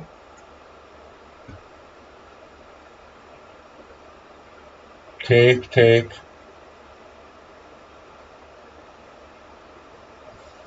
Wow. He has a saving move, saving the piece. But black's kingside is very compact. This is a nice trap here. Queen takes g3, move the knight. And now you have both knight h6 or knight f6 available. Oh man, they both lose. Oh, that's so sick. Because if this, and oh, your queen is skewered. No, bishop takes f7. Man. So you can't do it. And you have to move another piece. Looks like this is the moment for king f8, man. Maybe.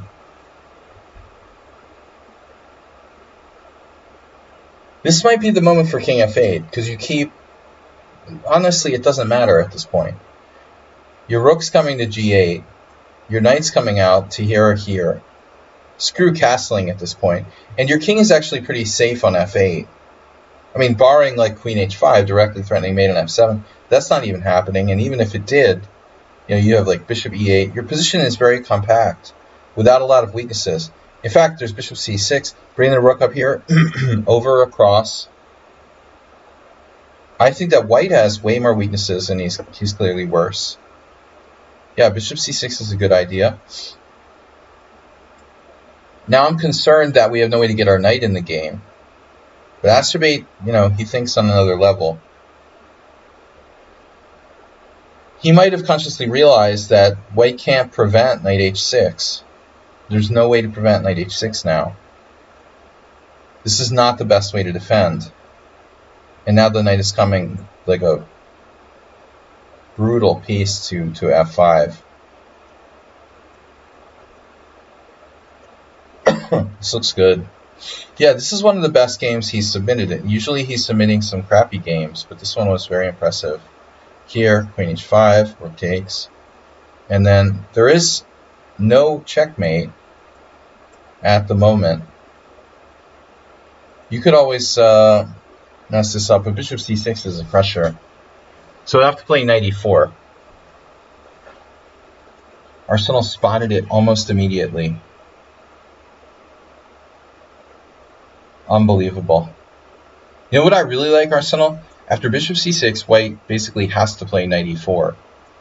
And now, if only we could play queen d7 and get it down here.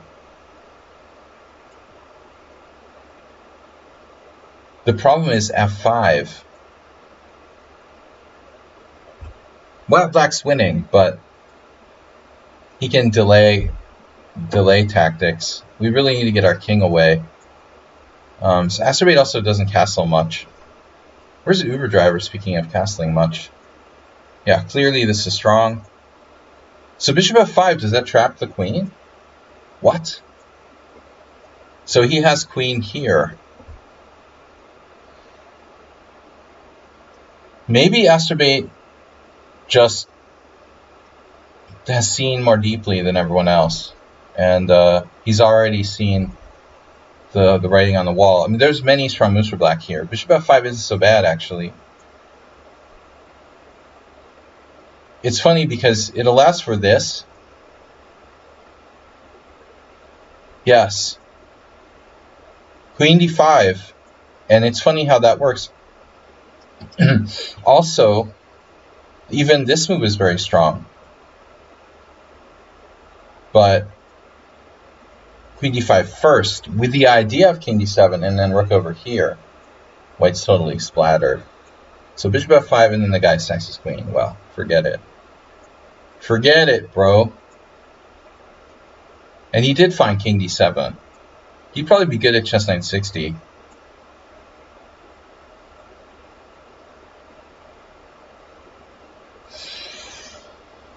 Boom. Check and mate. Good game. All right, Arsenal's up next. I've got Arsenal fan and learning. Learning chess? Learning and earning. That was a good game, Astrobate. Well, I see his play improving in a positional sense. You know? He really has good feel for coordination. But it usually takes like past the opening before it really starts to show, you know, and he has some bad habits that he doesn't he doesn't address the moving 2 pieces twice in the opening. He'll oftentimes do something clumsy and make things difficult for himself early on before he's able to like coordinate. But yeah, like here, total coordination, which is really key. It's hard to learn that, you know. So I got Morales and Learning Chess and Arsenal fan. Where's Arsenal fan? I'm sorry, someone took the Arsenal fan out. All right, here it is. Oh no, I copied the freaking position. Are you serious? Arsenal, you didn't just send me a position, right? I did that. Arsen A.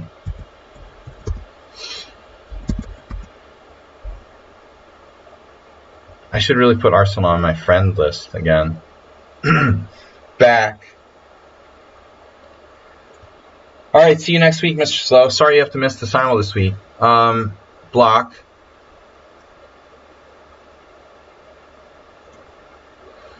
Alright, where's our... Not the highest quality. So what did I do? I like picked up the position? Why would I do that? Dude, it's just a position. Why is it doing that? Dude, that's so annoying. Get PGN. Okay. Why it's doing that? Copy. Alright. Learn, study. How to study chess. Hey, that's a general topic. Chess. I'll make a blog. Oh my god. Add new chapter. Yeah. Alright. Paste. Stupid blog topics. Alright, Richie. Rich. If you follow me, it will stop blocking messages. Oh shit, I didn't realize that. Robert Eels. No relation to Robert Eames, who's like FM. Etienne recommended one of his books to improve my endgames.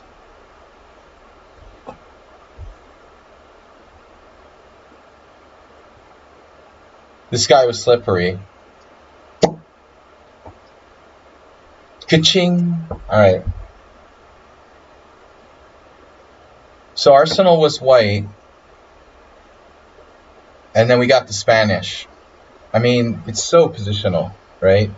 I played it in the 10 plus, in the 10-0 arena that we had on Tuesday night. And it's like, yeah, if you want a quick victory, you have to go for this open games, but the Spanish is usually not really open, you know.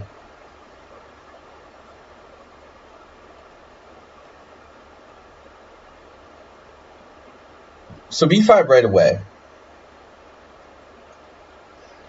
Ruby Lopez. That sounds like a... Ruby Lopez is probably like a chess streamer girl or something that I don't know about. Is it? Oh.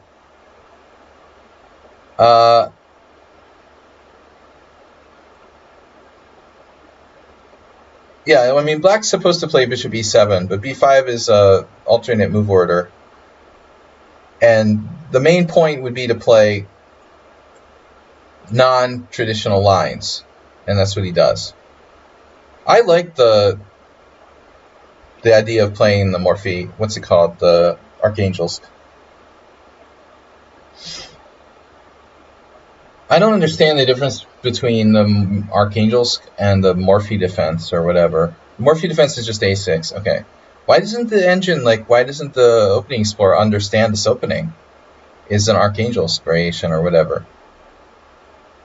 I don't understand why it doesn't recognize, like, we transposed into a legit variation of the Roy Lopez here. Why? Because black hasn't played d6 yet? He needs to play d6. See, it still doesn't say... Why does it still not say, like, Archangel's variation? Like, at what point is it going to say that? I don't understand. Like, why doesn't it know? This is, like, a massively important theoretical variation. You know, it knows about the Bodler and stuff, but how can you not know what the Archangel's variation is? Lame opening explorer. Yeah, didn't I face someone who played bishop b6 here? recently, like yesterday or Tuesday.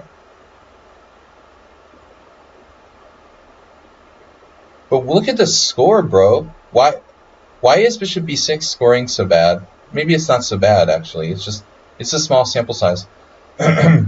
So bishop b6 is just another way of playing, like, you know, d4, d6 in a different order, and we transpose back. My question would be, is there any way white can try to exploit this move order? And on the other hand, would there be any reason for black to play this move order, you know?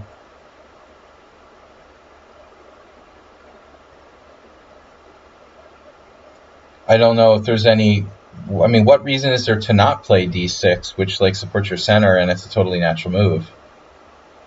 Really, like none, you know? I mean, this is obviously like insane. So this is mainline. This is playable because it's transposition, but this is different. So now our center is not supported at e5. Has to be. I always do that, man. d4, arsenal date plays d4, naturally opening it up. And now black can't maintain his center. So he has to surrender the center. And now here, I mean, the computer is like dubious. What the hell does it want you to play? Like bishop b6? And then takes, knight takes e4?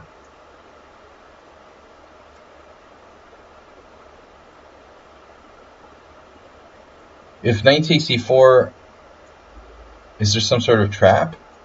Bishop takes f7. Hey, is that good? Or I can just go queen d5. Like sometimes I'll miss really stupid shit like this, you know? The other day I had a game where I was just like winning and I didn't find queen d5 or something. Oh, instead I'm going to play bishop takes f7 and like win a pawn or something. So they have to play here, and this is some dubious variation. Takes, check, king takes, knight g5 check.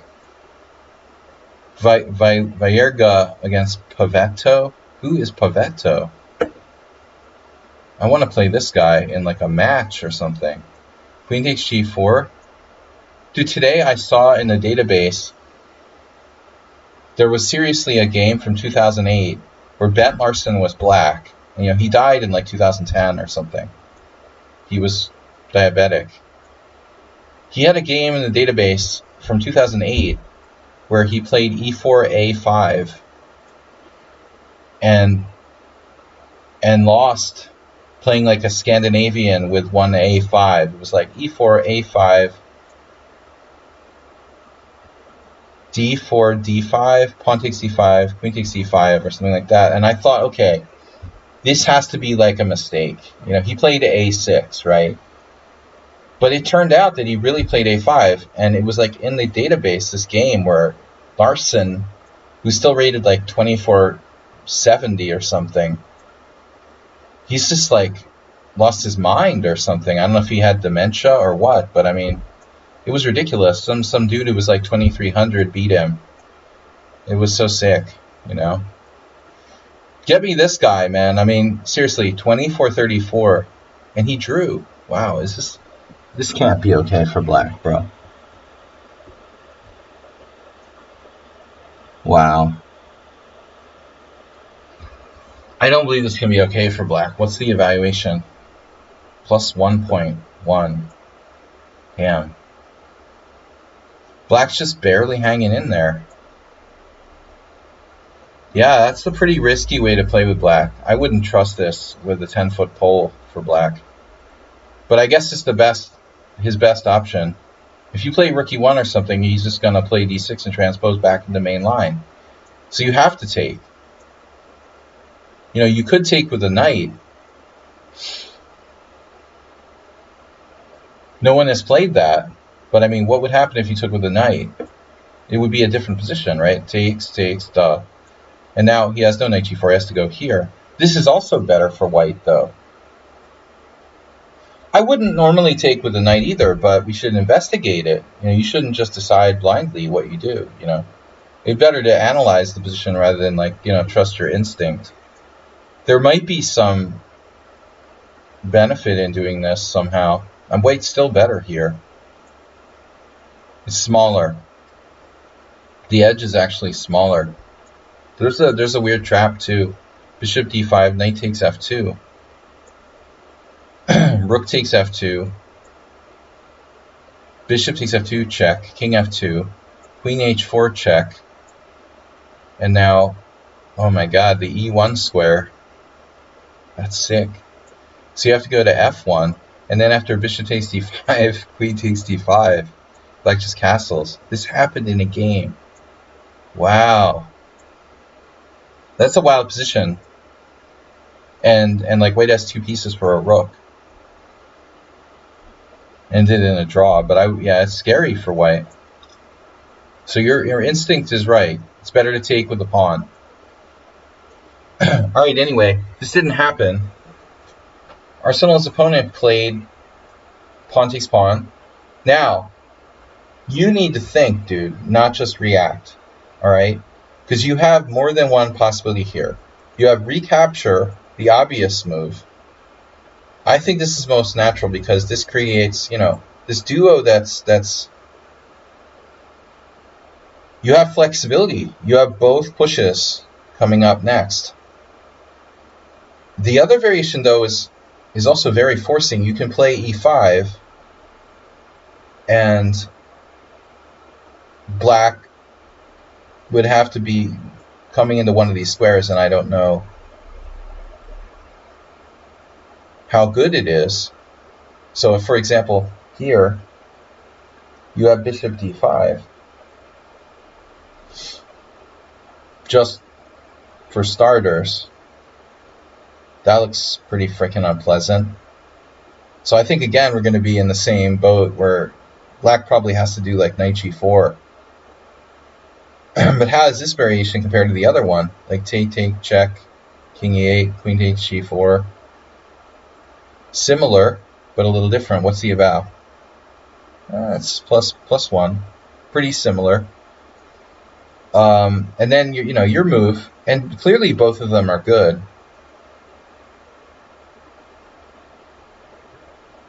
I don't know which is better objectively. And now here, you could go to a7 as well, but I see no reason for not b6. And now you played rook e1. Well, this feels like white is virtually winning.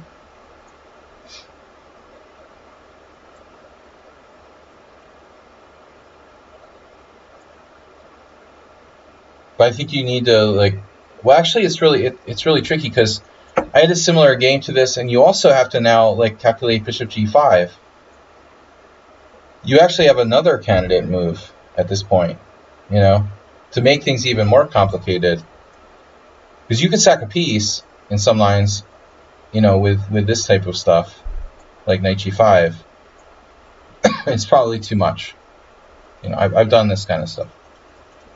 I think we can, you know, we can figure out that bishop g5 is not as good. All right, with our intuition. But, you know, either of these pushes is possible. Here is slow. And you're still clearly better. Right? If you take your foot off the gas, his position isn't quite as bad. So what's the move? e5. He has only one response. Knight e4, knight g4. You also have these types of moves. And I had a game, black did something bizarre like that. But normally here,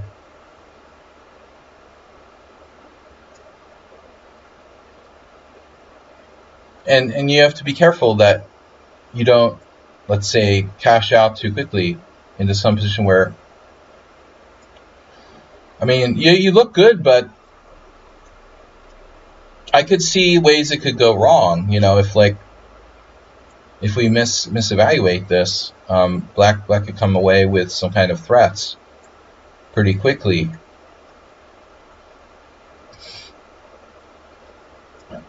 So bishop g5 probably not that hot. Or if we do play bishop g5, let's say, he plays h6.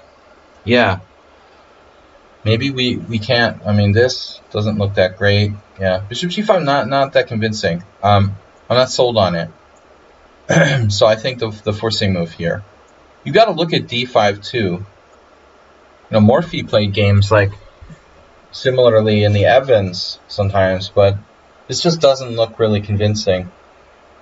You know, knight e7, what now, d6? But what does it do? You know, mess up his pawn structure? Who cares? Or knight a5. So I think this is pretty much forced. Let's see what the computer says. Plus 2.5. And his best move is knight g8. Well, that's pretty sick, right? If he has to play knight g8, you know he's in trouble. And probably losing by force.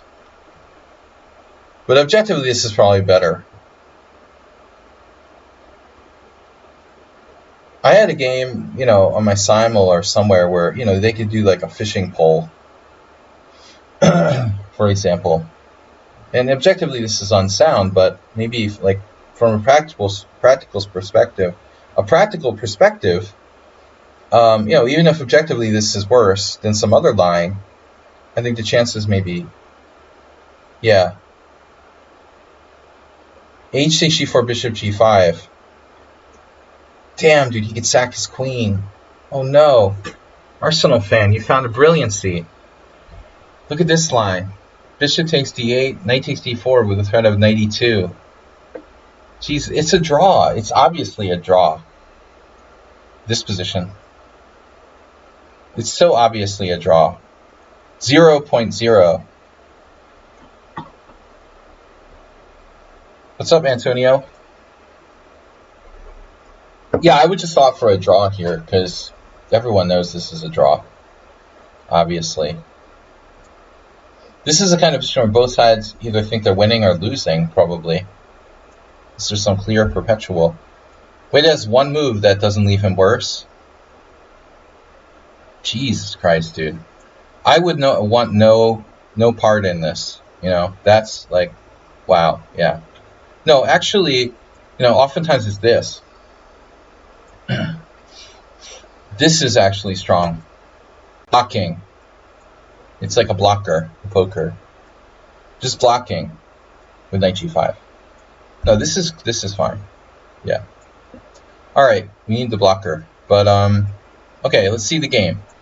So rook e1, quiet move, but black doesn't really have a great answer, you know. d6 is still kind of lame, and he plays h6. Well, at least that does prevent knight g5. Now you hit the gas pedal. Yeah, but he has no knight e4, and now knight g4 is even more dubious. Aha! Knight h7. That's part of his plan. Did I tell you guys about fianchettoing your knights being bad? This is bad too. But I don't really have a word for it. You know, I don't know what it's called. That needs a word.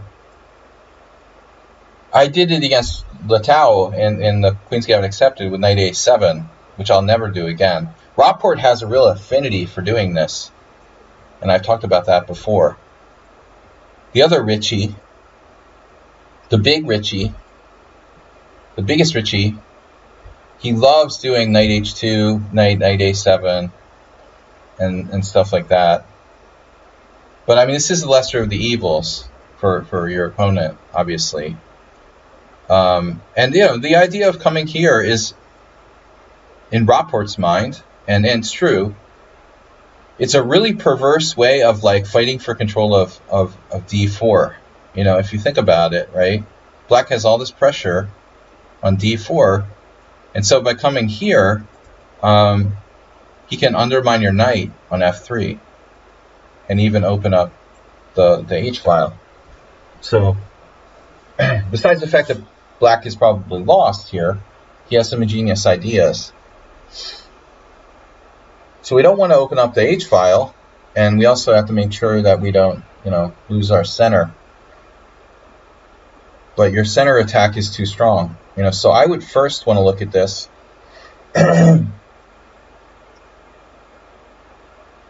We analyze the forcing moves first. There's also something aesthetic about like d5. but I mean, okay, probably here. This is a winning position for white. It's a question of execution. I'm sure of it. You know, bishop c2, we can just play quietly. Now, having said that, I had a game a while back where black got castle queenside and suddenly all bets were off. So you have to be careful here. His queen has nowhere to go. If he magically gets the queen over to a7 and castles queenside, maybe black can somehow put up some resistance. So d5 has to be strong. He's also got this, but that looks really shaky. You know, I mean, I don't think this is okay. So d5 is one move, and this is hesitant, dude. This is you know, you're normally very aggressive, and I feel like this is again taking your like you said, taking your foot off the gas pedal. Still a good move, still solid, but a little bit on the conservative side. You're obviously blocking a rook. And then black, I wouldn't think would castle now, but it's hard to come up with suggestion. What am I expecting here for black? So he castles. I guess my real hope is that, you know, maybe black can castle queenside, because he has a whole bunch, you know, a shitload of pieces over here on the queen side to protect his king. So basically, in this type of thing, here, here, here, whatever, you know, it looks horrible, but maybe somehow, you know, the black king is safer on the queen side than the king side. Anyway, he castled king side. Notably, his queen has a square here. Knight c3, you're playing very natural moves. And then this happened. And that's like, wow. The guy is actually fighting for the center. Shocking. So I don't want to trade queens. You have knight d5. e6. And you did play e6. It's like releasing the tension. I'm afraid he's just going to take it. And then, like, how do we finish him off? You know, so I was thinking here, you might play knight d5. Again, this is based on calculation. You have to, maybe you didn't like this, and I would understand. You know, it looks like it's a problem. Knight a5 is annoying. So here, bishop takes d5. If knight takes b6, you know, it's possible you can even play this. So I don't like the look of this. Yeah, maybe like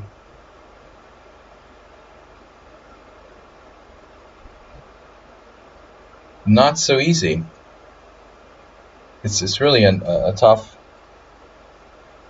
position. I mean, by all rights, you should be virtually winning, you know, but it doesn't look like there's an obvious move that just increases the pressure without piling on. Antonio says queen d3. Well, we all are afraid of this, you know, trading queens or whatever. So if here takes, and now if bishop c2, at the very minimum, you have to worry about e4, right?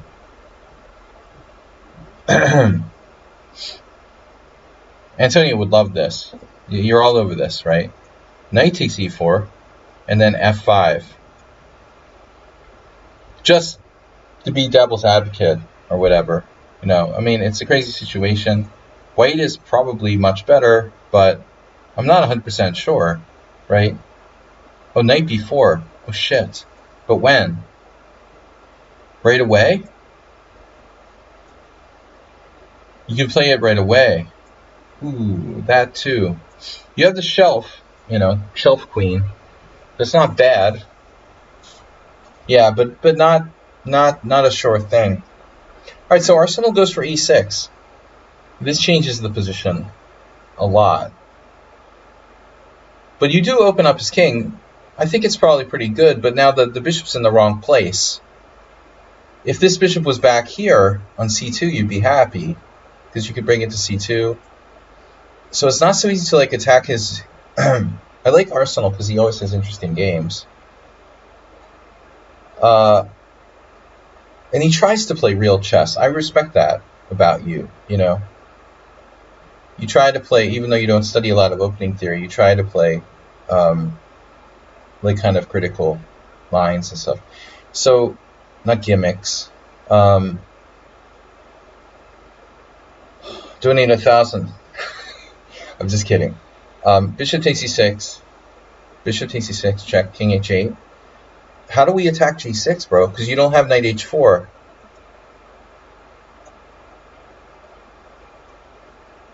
We need 2 moves in a row. That's what it is. You got to cheat, you know. Just play 2 moves in a row. No, this is d5. Get the bishop outside the pawn chain, and then secure it with d5. Now, interestingly, man, this doesn't work. This drops a piece, so that's important. Knight e7, guarding g6, I should add. And now everybody's expecting you to play like bishop takes b6, but that's standard. That's basically like standard shit in this opening. And no doubt white is better after bishop takes b6, but it's not so easy, you know. So you played a really interesting move now, knight h4. I wish you could play like bishop h4 right now. That would be kind of crazy, huh? Bishop h4 g5. Knight d4. So here, I'm just like brainstorming, because this would be great. Still, black has defensive chances, though. You know, there's no guarantees here, and structurally, you're actually worse now. Bishop takes b6 is a normal move. It disables his structural advantage. You know, we could argue that he's better structurally at the moment because you have an isolated pawn on d5. So if you play this, black's still solid, but at the same time, he loses his structural advantage, so to speak. You know, takes and something very simple like a3, sorry, to prevent b4 and make sure that d5 stays solid. I wouldn't argue that white isn't significantly better, but I'm not sure white is winning. But after knight h4,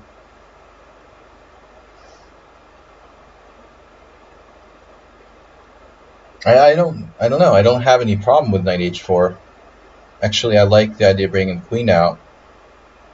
There doesn't seem to be any tactic for black.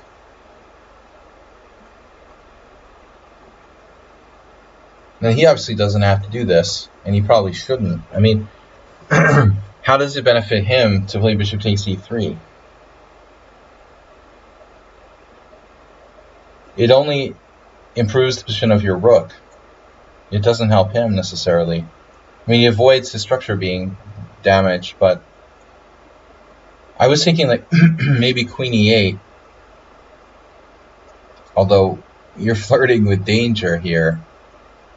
Yeah, actually, it's not going anywhere. You've got h5 covered. I mean, black could play g5. That's a very dangerous looking idea.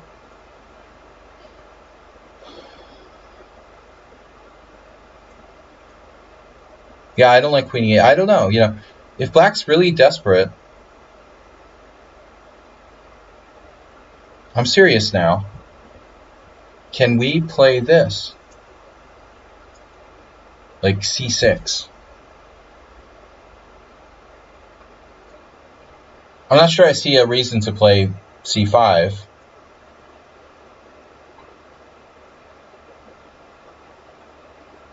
It's one of the only ways he could get his bishop into the game effectively. Okay, let's also talk about the more obvious move here, knight f6, attacking d5. So those are reasonable. But he decides to help you. he does simplify the game, which is generally in his interest, but I think he's making a concession in terms of, he's making a concession here and giving you the rook lift, which might be a part of a decisive kingside attack. And this is clearly the more natural square for his knight, by the way, as you obviously know. With this, it attacks your bishop. You know, this is the main point. But I mean, do you even want to take that? Because, like, if you take that, then what if white takes with the pawn? I mean, that pawn is being wedged up your butt. You know, I mean, this pawn is pretty unpleasant. Let's just say I go here and you take, and now pawn takes. I mean, it's nice. It's a nicely blockaded pawn, but it's still very dangerous. Maybe this is nothing. You can also take with the rook. I mean, rook c1 is just an example. I wouldn't play rook c1, but the only justification of knight g5 is to take the bishop on e6. And I'm just wondering, how serious is that threat? So if you play a random move, like a3 or whatever, takes, and now these pawns are like free. If those pawns get unleashed, it's going to be like, you know, the rain in Dubai. You know, I mean, this is not a joke. These are going to start coming down, and it's game over for you. And not to mention the bishop on b7. Sorry, nice arrow, huh? Like my arrows. So the computer, wow. Yeah, this is a tough position, man. The computer found bishop g4. That's like a Karpovian Geller move. Obviously, you should have played bishop g4. Yeah, I'm like, I don't know why I'm looking at stupid things like bishop h3. I missed bishop g4. I totally missed it. I mean, I'm looking at this. Obviously, black can take it, and then rook takes, and I don't know. You know, I mean, it looks like you're worse. Your structure's starting to count, and you don't have a direct attack. But this is pretty much the only square you can move it to. Then. Your space advantage is big. You have stuff like queen d4, I think. I mean, if you get like 2 moves in a row, you know, you're all over him. He still hasn't moved his queen. So you played queen h5, and I can't blame you for playing an active move there. But the one thing you don't want is a queen exchange. So you played queen e8. He does want a queen exchange. And he's right to want a queen exchange. He gets a queen exchange, he's probably better. But I guess the bigger question is, like, what happens on knight takes e6? Here, I think, you know, you might reevaluate this and take with a rook. You're clearly threatening rook takes h6 in some positions. Probably not enough. Though this is also bad. Because on this line, you know, he's toast. Probably toast, I guess.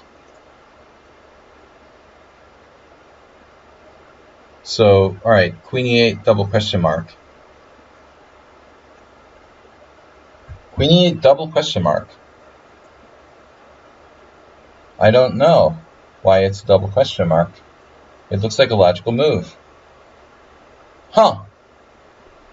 Takes and bishop d7. Oh no, like a simple tactic. This is the bigger thing, though. You're going to have just a simple tactic. Oh no. That's like, God damn it, Jerry. Oh, the guy was cursing in the tournament hall. Arsenal just hammers out this like 2-move tactic. Take bishop d7, huh? That sucks. You know, D5's hanging. There's stuff with like B4. But all of it's too slow. And black's just like losing the exchange. Shit. That's so sick. I feel sorry for the guy. Even though his opening was weak, he kind of had an interesting position. I wanted to see the battle continue. So he has to find B4.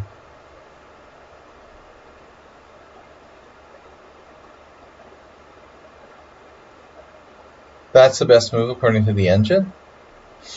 Arsenal, you must have been looking at like sacking your queen and playing like knight g6 and rook h3, right? Like how can I get that queen sack and like rook h3? Arsenal, this would be like acerbate variation. How can I sack my queen?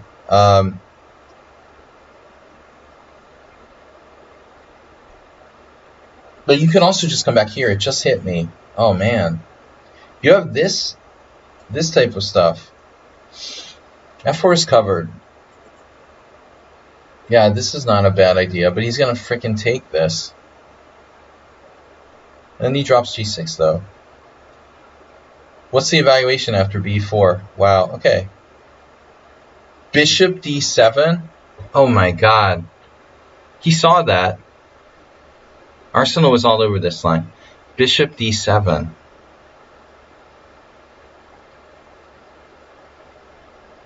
Totally. You planned rook takes e7. Pawn takes pawn, rook takes e7. And now pawn takes here. Rook ae1.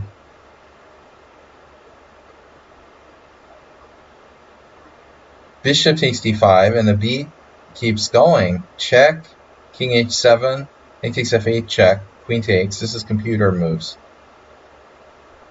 I mean, he's only down the exchange. What is he down the exchange? Anything could happen here. Despite the fact that with best play you're winning, the guy has a pawn on the 7th, and he's only down the exchange. Yeah, that's crazy. No, I wouldn't know what to do. I would freak out. But this was nice that he did that. He made it easy for you. And now you can go to the pub. Pub time. F4, knight h7, knight f5. And now he has to take. And you're up 2 exchanges. Don't get overconfident. 2 exchanges is never enough. Take, c2. Nice try. Now you just take and check and take.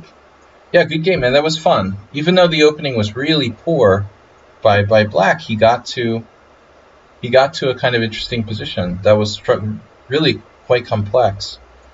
I'm sorry that he didn't find a move to keep the game more tense, though. All right, it was kind of a letdown the way he lost.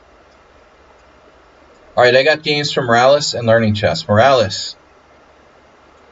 Morales sent me a little message here. I can read for you guys. Hi, Will. I'm sending this game against Cormorant. I think the opening was favorable to me. Interestingly, I missed a beautiful tactical shot. I try to imagine how Morales would sound. He's Spanish, but he lives in Italy. I missed a beautiful tactical shot. Anyhow, I'm like Russian now. I kept the advantage even and exchange down. Cormorant blunders at some point under positional pressure. I remain queen and rook against 2 rooks. Here is when the +0 effect appears. Oh, no increment. Yeah, Puss in Boots, exactly.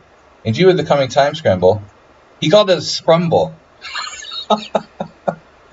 Is he not online? Did he leave? Oh, you're not on lichess. I love that, dude, a scrumble. Is that a breakfast? Or a dessert?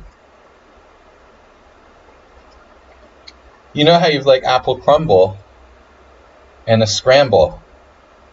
Like a breakfast scramble and apple crumble. It's also closely related to a scrum, which is what they have in rugby or whatever. That's an awesome word. Scrumble. Can I use this word?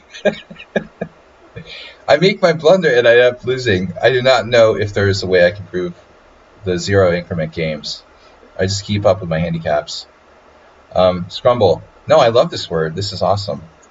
Alright, so this is Morales' Scrumble game. Scrumble Stiltskin. Speaking of Puss in Boots.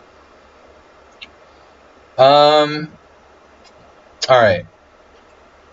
Were Puss in Boots and Rumpelstiltskin ever in the same DreamWorks animation movie?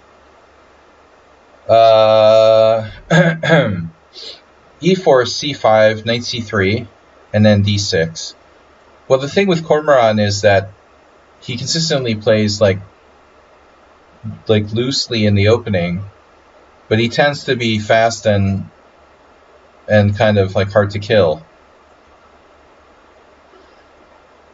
F4, G6. This is probably the best move order for black in this Najdorf. If you want to play, the Najdorf. So now you played Bishop E5 check. So I never played I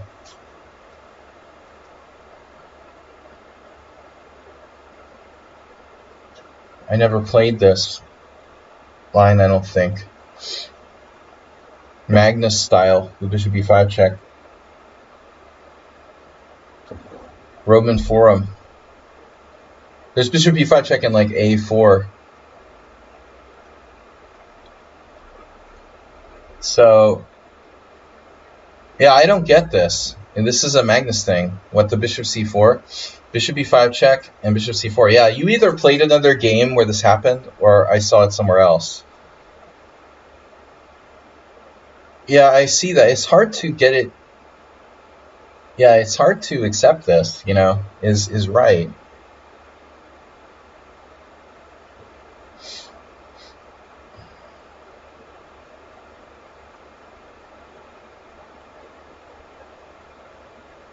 It's funny.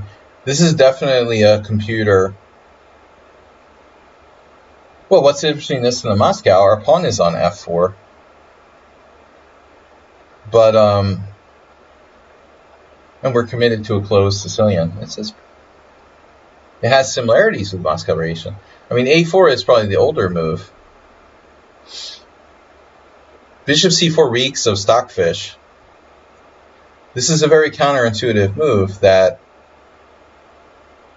logically is hard to believe. It's flinging in Bishop E5 improves White's position.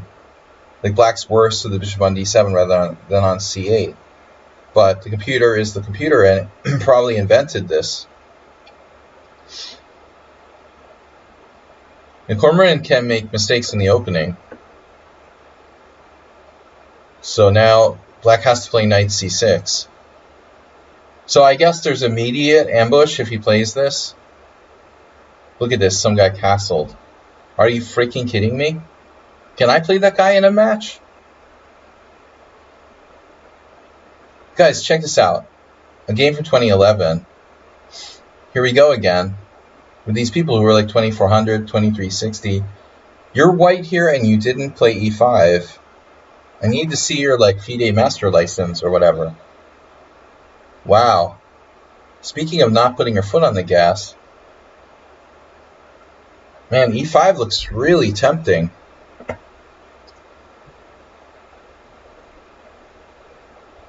Wonder what Morales would have done. Black had played. I mean, I would think like a lot of people would automatically kick out knight f6. The other possibility is here. No one played knight h6. That's a scrum. What's wrong with knight h6? Fully playable move. Okay, it's a shitty placement, oftentimes. So knight c6, he finds the right move here. Okay, controlling d4, and now castles. Oh shit, we transpose back into main line. So I don't get it. How are there so many games here? Okay, I'm really confused. There's 200 games here, and then boom, there's 100, 200 games here. Wow. So let's check the games, right? 2011, Carlson, so it's not new. This is actually pre-Stockfish. 2011, or I mean Stockfish. There's a game from 2005. Is there any other way this could be reached?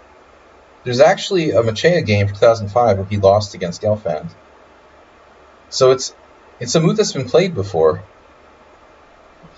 Even before the computer era, the Stockfish era, I mean. Castles, and now look how many games there are. Wow. Yeah, Knight A5 is not everybody's cup of tea. But it has a very good resume. Anand, Topalov, Bashir, and Gelfand.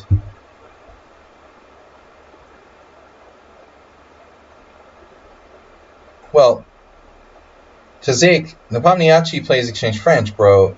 You know, he's tied for first. I think we have to start calculating who's better at rapid chess. He's not, the dude hasn't lost a game in like 3 candidates tournaments or whatever. He's obviously, yeah, he plays the Petrov, but he's also like trying to never lose a single game. It's unbelievable. But he's tied for first, right? So draw is still okay. What did he like? Who plays the French? Who the frickin' plays the French?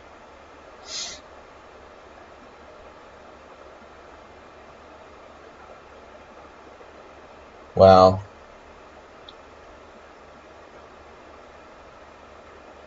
So I'm disappointed though in this game. What about? Man, I was hoping for something flashier. Castles, Knight D4, Knight D4, CD4. It just looks like you got like a normal Gingy videotape opening and nothing special. This is disappointing, you know. Farouja, and because he's living in France, he started playing the French. Twonks, whatever that means. What's up, Nidog? Knight F6, and now D3. And so it goes. A5, bro. Wow. We're out of book now. Knight F6 is a theoretical novelty. But again, I think we have to calculate the craziness.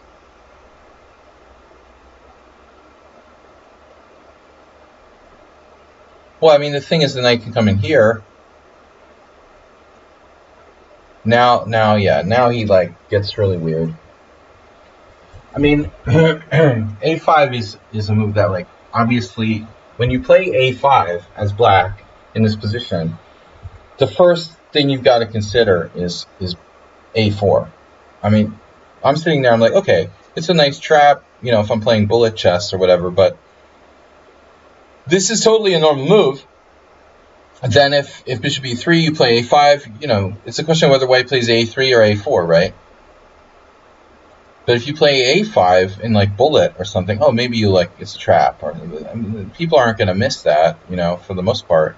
A4. And then this is like the worst thing you can do in the Grand Prix attack. Because we're just helping white. I had a game against Mark Lyle where I got into a situation in a kind of backhanded way like this, where it was very unpleasant. I was like very, very lucky not to like lose. Yeah, this is a massive positional mistake for black.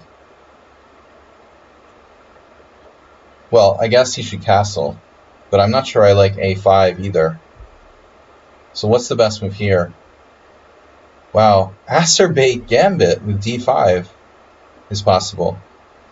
And b5. Okay, well, I like b5 better than a5. So he does this, this, and this, and now he's like in deep shit. Fe5, de5, and now bishop g5.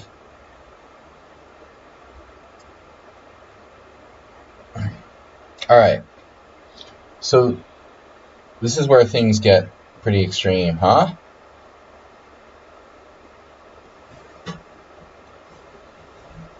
First of all, we have to consider getting fancy, right? Like there's this. If you get greedy, you could get in trouble. You know, but honestly, even that isn't so clear. You have to watch bishop g4.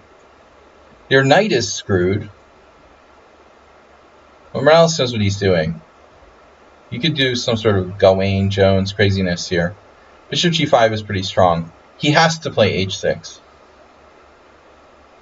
I was just wondering if there's an alternate way to set this up. Like move the knight first. Even knowing this is a shitty square, we're just going to sacrifice it or whatever. It's going to go to h5 or something, just to damage his pawn structure. The other option is the old knight g1, knight f3, but that takes forever. Or c3. So you played this, he plays h6, bishop h4, now what? Your knight is not in the game. He plays g5, another positional mistake. But it's also hard to suggest a move for black. Speaking of Gawain Jones,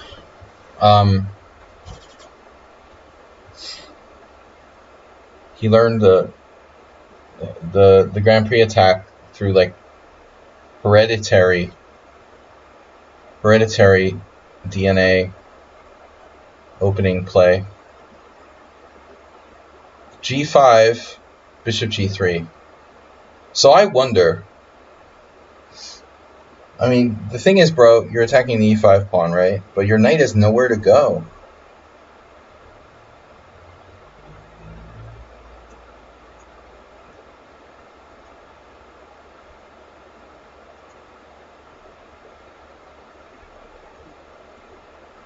So I almost want to play this or something.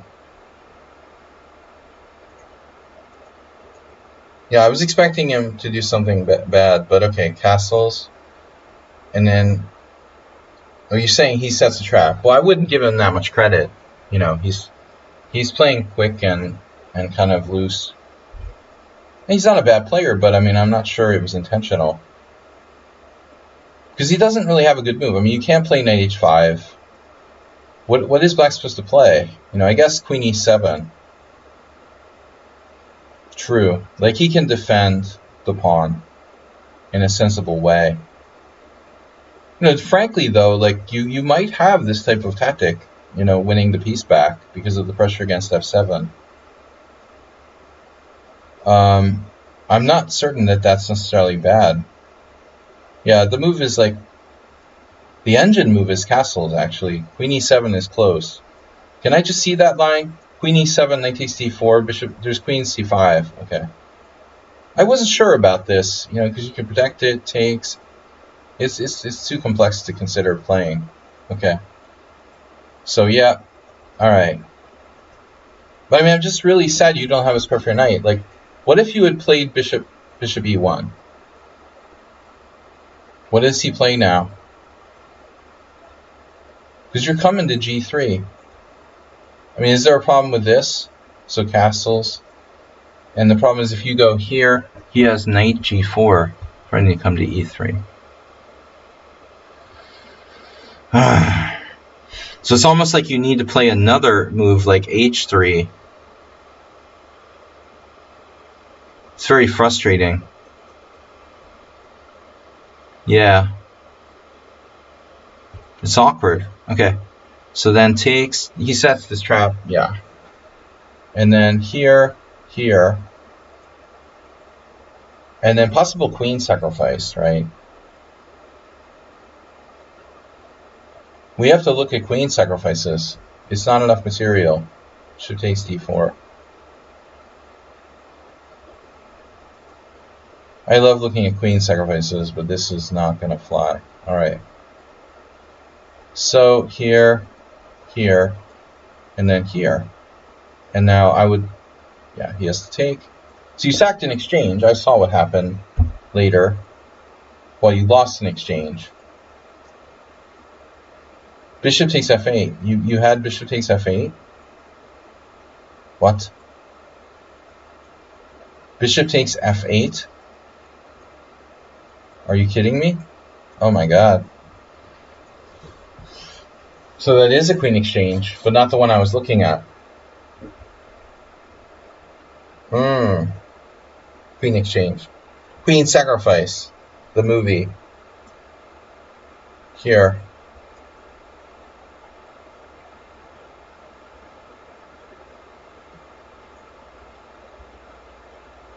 Oh no, you have like rook f6, rook h6 mate? Oh, that's sick. Like here, check. No, where's the mate?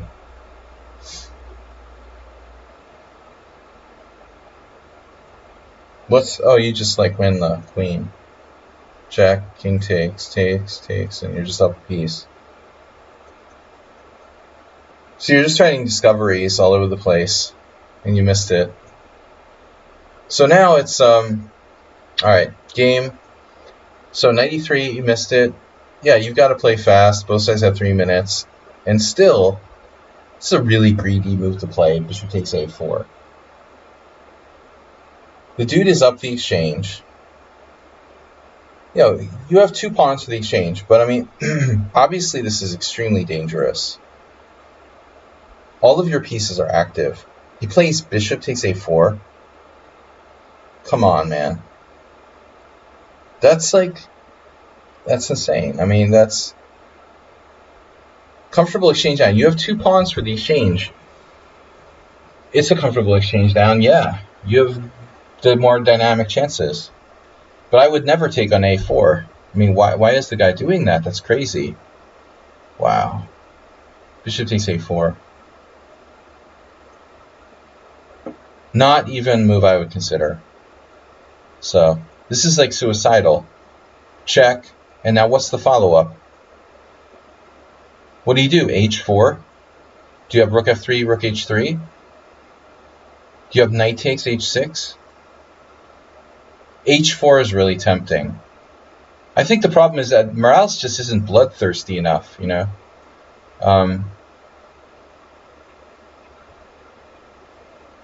He's a good player, but sometimes maybe not bloodthirsty enough. Queen e2. Oh, a new direction. We have to be really aggressive here. But this is a different story now. You know, this isn't like we have 2 pawns for the exchange. We're better in the end game. You need to attack him because you only have 1 pawn for the exchange now. But he let your knight into f5. So you have 4 pieces all over his king. I mean, obviously, like, this is probably the first move I would look at.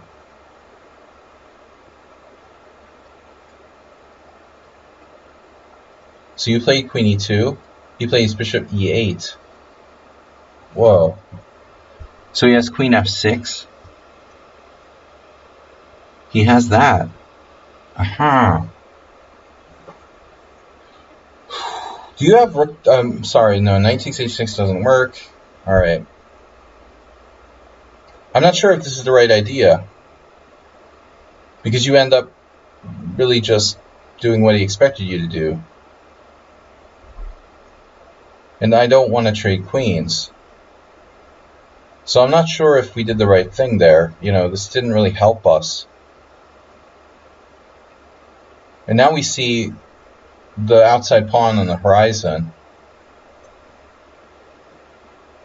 It looked like black has only like chances to lose, but I mean, if you think about this position, if you don't have an attack, now all of a sudden grabbing that a pawn looks like a brilliant move because he can win by nature of the outside pawn. Very simply, bishop d5, and now, yeah, I wouldn't play bishop c6. That bishop is kind of a good defender. In fact, he could come to d7. I'm more worried about your knight than your bishop. I would say rook a7, and then maybe here. And if anything, I'm taking your knight, maybe, if possible. Your bishop can just sit there. I don't give a crap about that. I mean, obviously, if e5, this could get scary. But he goes here. Yeah, and I mean, this is actually, you know, a pretty interesting position, because now the knight is unremovable. So that exchange of pieces may not be good for him. Oh, he loses to 97.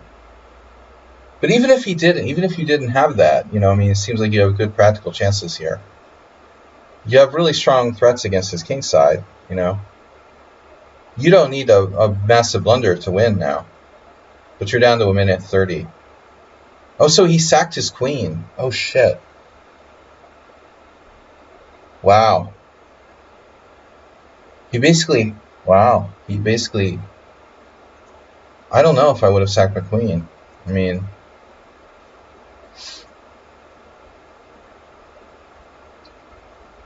the engine won't sack its queen.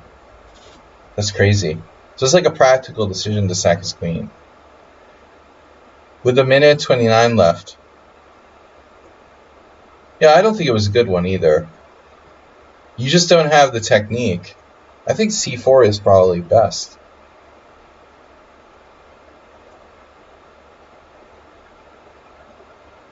And now b3.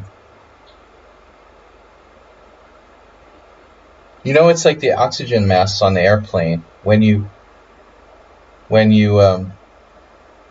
go to put the oxygen mask on yourself before you go to put the oxygen mask on your kids. First thing is you make sure, like, he doesn't get that passed pawn. You know, if you play b3 here, it's a very little move, but that's the end. You know, now there's no a4. He still can play it, right? But yeah, it's okay. It doesn't matter, but you know, just in general, I mean, you're probably still winning 100 different ways. Oh. Oh my God. You back crank. Hey, did you hear about back crank?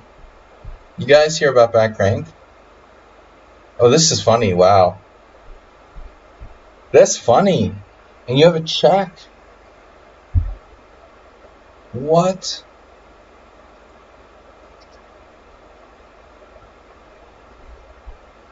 But can you go to g3?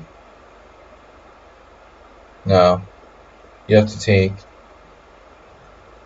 Sorry.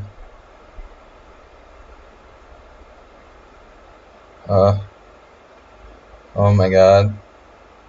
Oh my God. Oh my God. No way. Nah. It's not gonna work, dude. Alright, man. That was entertaining. Wait, c6 was a blunder? Oh, here, you didn't make back rank Luft. Yeah. I mean, you're just not trained in, like, fundamental sudden death blitz. Back rank. What's more fundamental for, like, a long-time player? You know, maybe, I don't know, maybe not enough playing over the board. I don't know. Yeah, but I mean, yeah, this is clear. Everybody knows you have to clear the back rank weakness. It's like, all right, guys. Morales is done. Acerbate's done. He's really done. I mean, Morales. So we got everybody done except for learning chess. Finally. Later. Oh, there's Uber Driver. 28 seconds is an eternity for most people. Uber Driver is here. I was just talking about you. I saw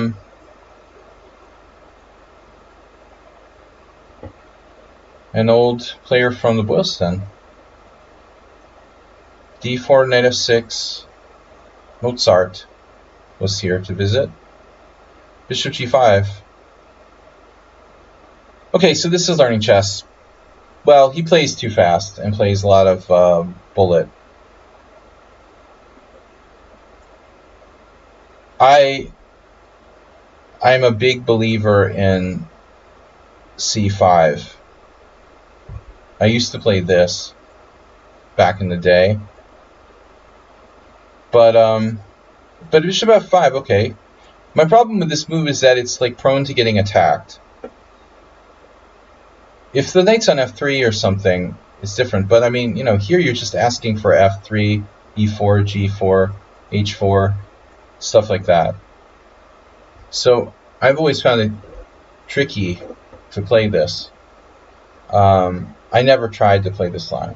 I never really liked the Slav, and you guys know how much I like the London system. But just seems like you're inviting white to do these pawn attack expansions. And I'm going out of my way to put my bishop there. I just had a funny idea. I like a6 against the Jababa London. Is it possible to play a6 here? It would be like a weird Kraken. I wonder how bad a6 is here. It doesn't really make sense. Alright. a6 stops knight b5 in the Jababa, or Yababa. But here it wouldn't really make tons of sense. It's just not necessary. So anyway, bishop f5, okay. e3, e6, and then bishop d3. So, you know, you can leave the bishop on f5 in some cases, but not in this situation, can you? There are even a few games where black played c6.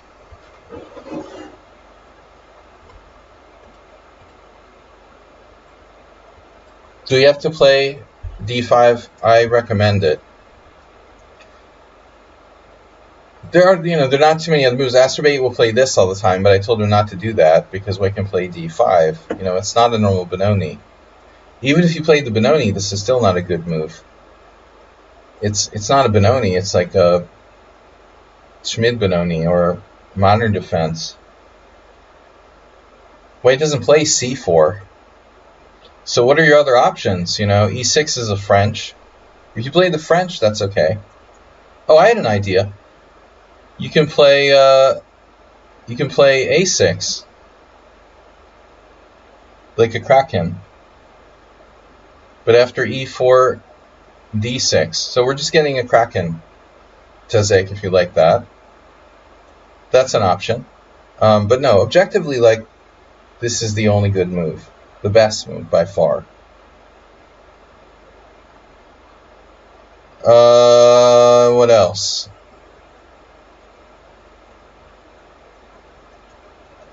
So, bishop g6.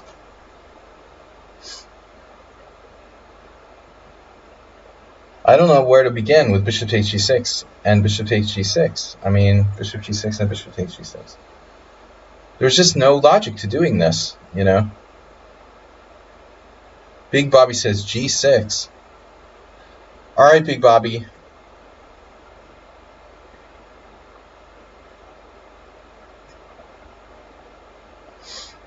I was wondering about letting him take on f5. So you could do something like that and allow bishop takes f5 and then take with the e pawn. The problem is this. And now Big Bobby's suggestion is a little shaky or something because of this diagonal. How bad is it? Oh no, g4. Oh shit. I knew there was a problem here. It's g4. If it wasn't for g4, it wouldn't be so bad. Alright, anyway. So, bishop g6, and then nobody in the right mind plays this move. It's just like gifting black the h-file. And now white plays knight f3. And now black, what are we doing? We have a lot of flexibility. Well, I think you want to play for c5, right? Welcome back, Uber driver and Tazik. We want to play for c5. You could do something experimental like that, but I don't think it's great. You know, there's a pin here. Seems to me like c5. And if you don't feel comfortable with c5, then you play some solid knight on bd7. This I don't love because it's like, okay, it's passive. Trading these bishops like favors white. White's play is really pretty weak. h3. Yeah, well, he'll have to deal with that at some point. Knight on bd7. Queen d3. And now white is clearly thinking about castling queenside. Now c5 is appropriate. And then this. I look at this game and I'm like, white is 2103. Really? Because white doesn't play like he's 2103. He's a very strange 2103, kind of a superficial style. Queen b5 violates a lot of fundamental principles. Looks pretty bad to me. Bishop takes g6. It's hard for me to believe that someone rated 2100 would play that, you know. He just shuffles the pieces. You know, he's a fast player who shuffles the pieces. Castles, and now, yeah, take this pawn at your doom. Castle, castle, and now things get interesting. So there's tension. The queen can get trapped on b7. I'm looking at stuff like a6, but I don't know if we can trap the queen or not. We don't want to lose 2 pawns.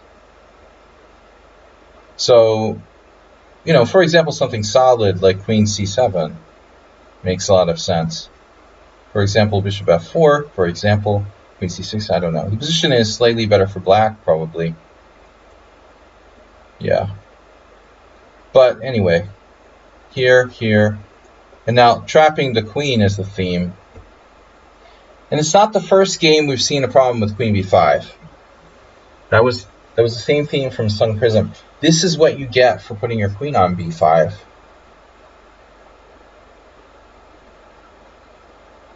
That queen is likely never to get out, I think. I mean, how is that queen getting out? Where is it getting out?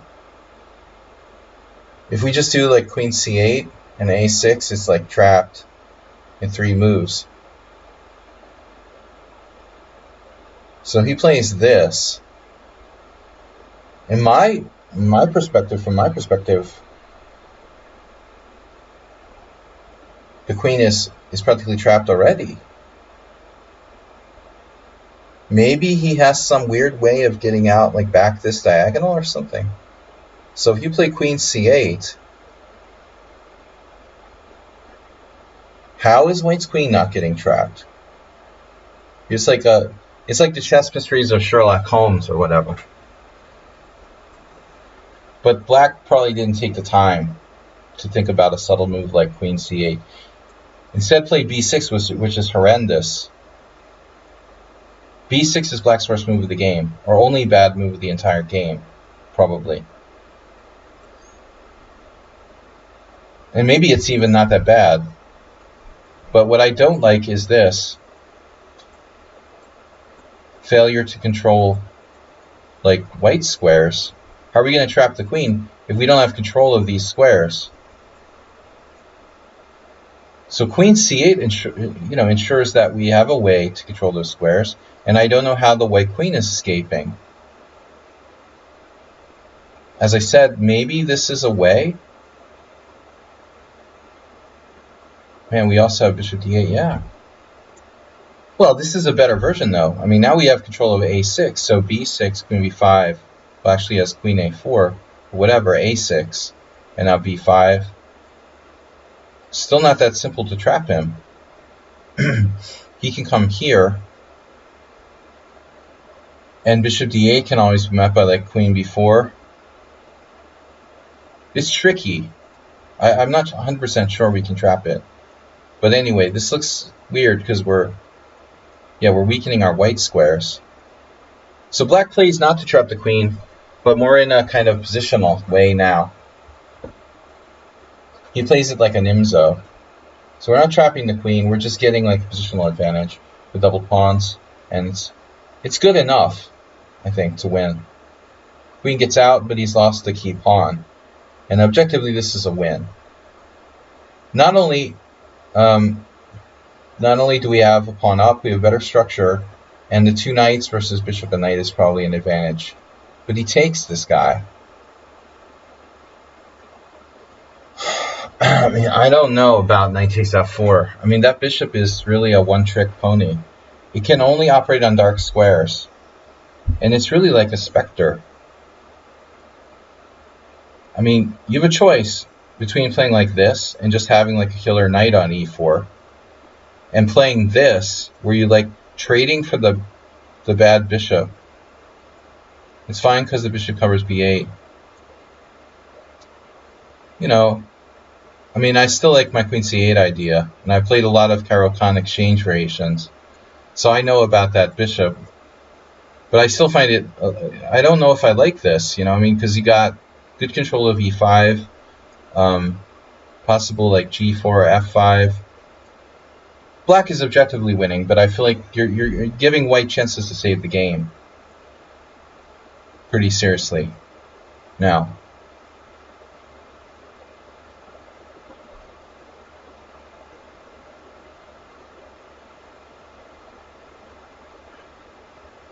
Yeah, okay, so we're up a pawn, but it's not like bad bishop anymore. We're just up a pawn, and the knights are on the board. This is about the h-file. That seems weird. It's just a blunder. You're just hanging the exchange. It's very strange. So now, white's better. But I mean, black has a really, really, really powerful blockade. I would think. Good chances to salvage a draw. And f5, he goes right for it. Wow. Now we're seeing why the guy is 2100. He suddenly has a winning position. 5 minutes to 30 seconds. And you're like, how did that happen? I mean, I didn't consider the possibility that white could be cheating in this game. But I see all kinds of weird stuff. In especially like unrated 3+2 games. Tell me, can somebody explain why people are cheating more and more in the unrated 3+2 games against me? Or casual, not even like, you know, anonymous, unrated well, obviously anonymous games. Anonymous 3+2 games, people are cheating against me. More and more. Who the bleep, like, cheats in anonymous games? Tell me something seriously. Are these people, like, practicing to cheat in rated games or something? Because that's the only logic I could see in cheating in like, casual, anonymous games. It's like they're trying to hone their cheating skills or something. I don't understand, you know, like, it's so annoying. Like, I literally play unrated games. It's weird in all situations, yeah, but I mean, there's zero motivation to perfecting your cheating skills. But look at this game. The guy played, like, awful with white. The whole game was terrible. Now he's winning. He has 5 minutes against 30 seconds. I'm surprised there's not blogs about cheating. Probably are, but on the dark web. So suddenly he's just winning. And how does he have 5 minutes, dude?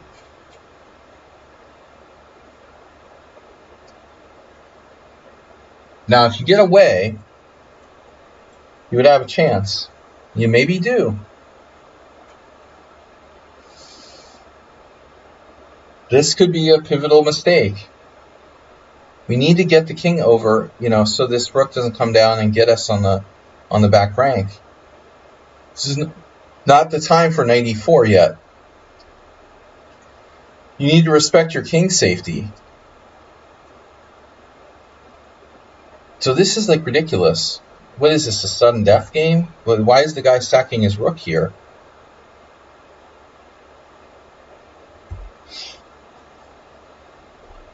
Oh, because of knight g3 check. So maybe knight e4 is better than I thought. If this is a legit threat, I guess theoretically he does have rook g1. He's basically just like playing quick to win on time, but you know, if knight g3 check now, we have this. But black needs to think about getting his king back over here so it's not an issue. So white just plays quickly rook takes e4. And now is the file a problem? Yeah, that feels a little bit computery to me. Queen c6, check, here, here, here, here, here. The time use.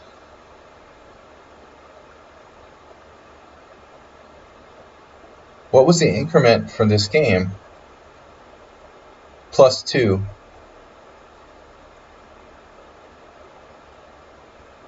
Yeah, that's just totally random. I don't know what to say. Waited like all this time, and he played like it was sudden death, and now he's lost. It's totally random. I don't think the learning chess really so much thought into the games he submits. This is like a silly result for the game. Black has 2-second increments, and now it's a draw. Ugh. Anyway. Yeah, well, this is very random. And white wins on time. Okay. Anyway, that's why I don't play silly, you know, fast chess.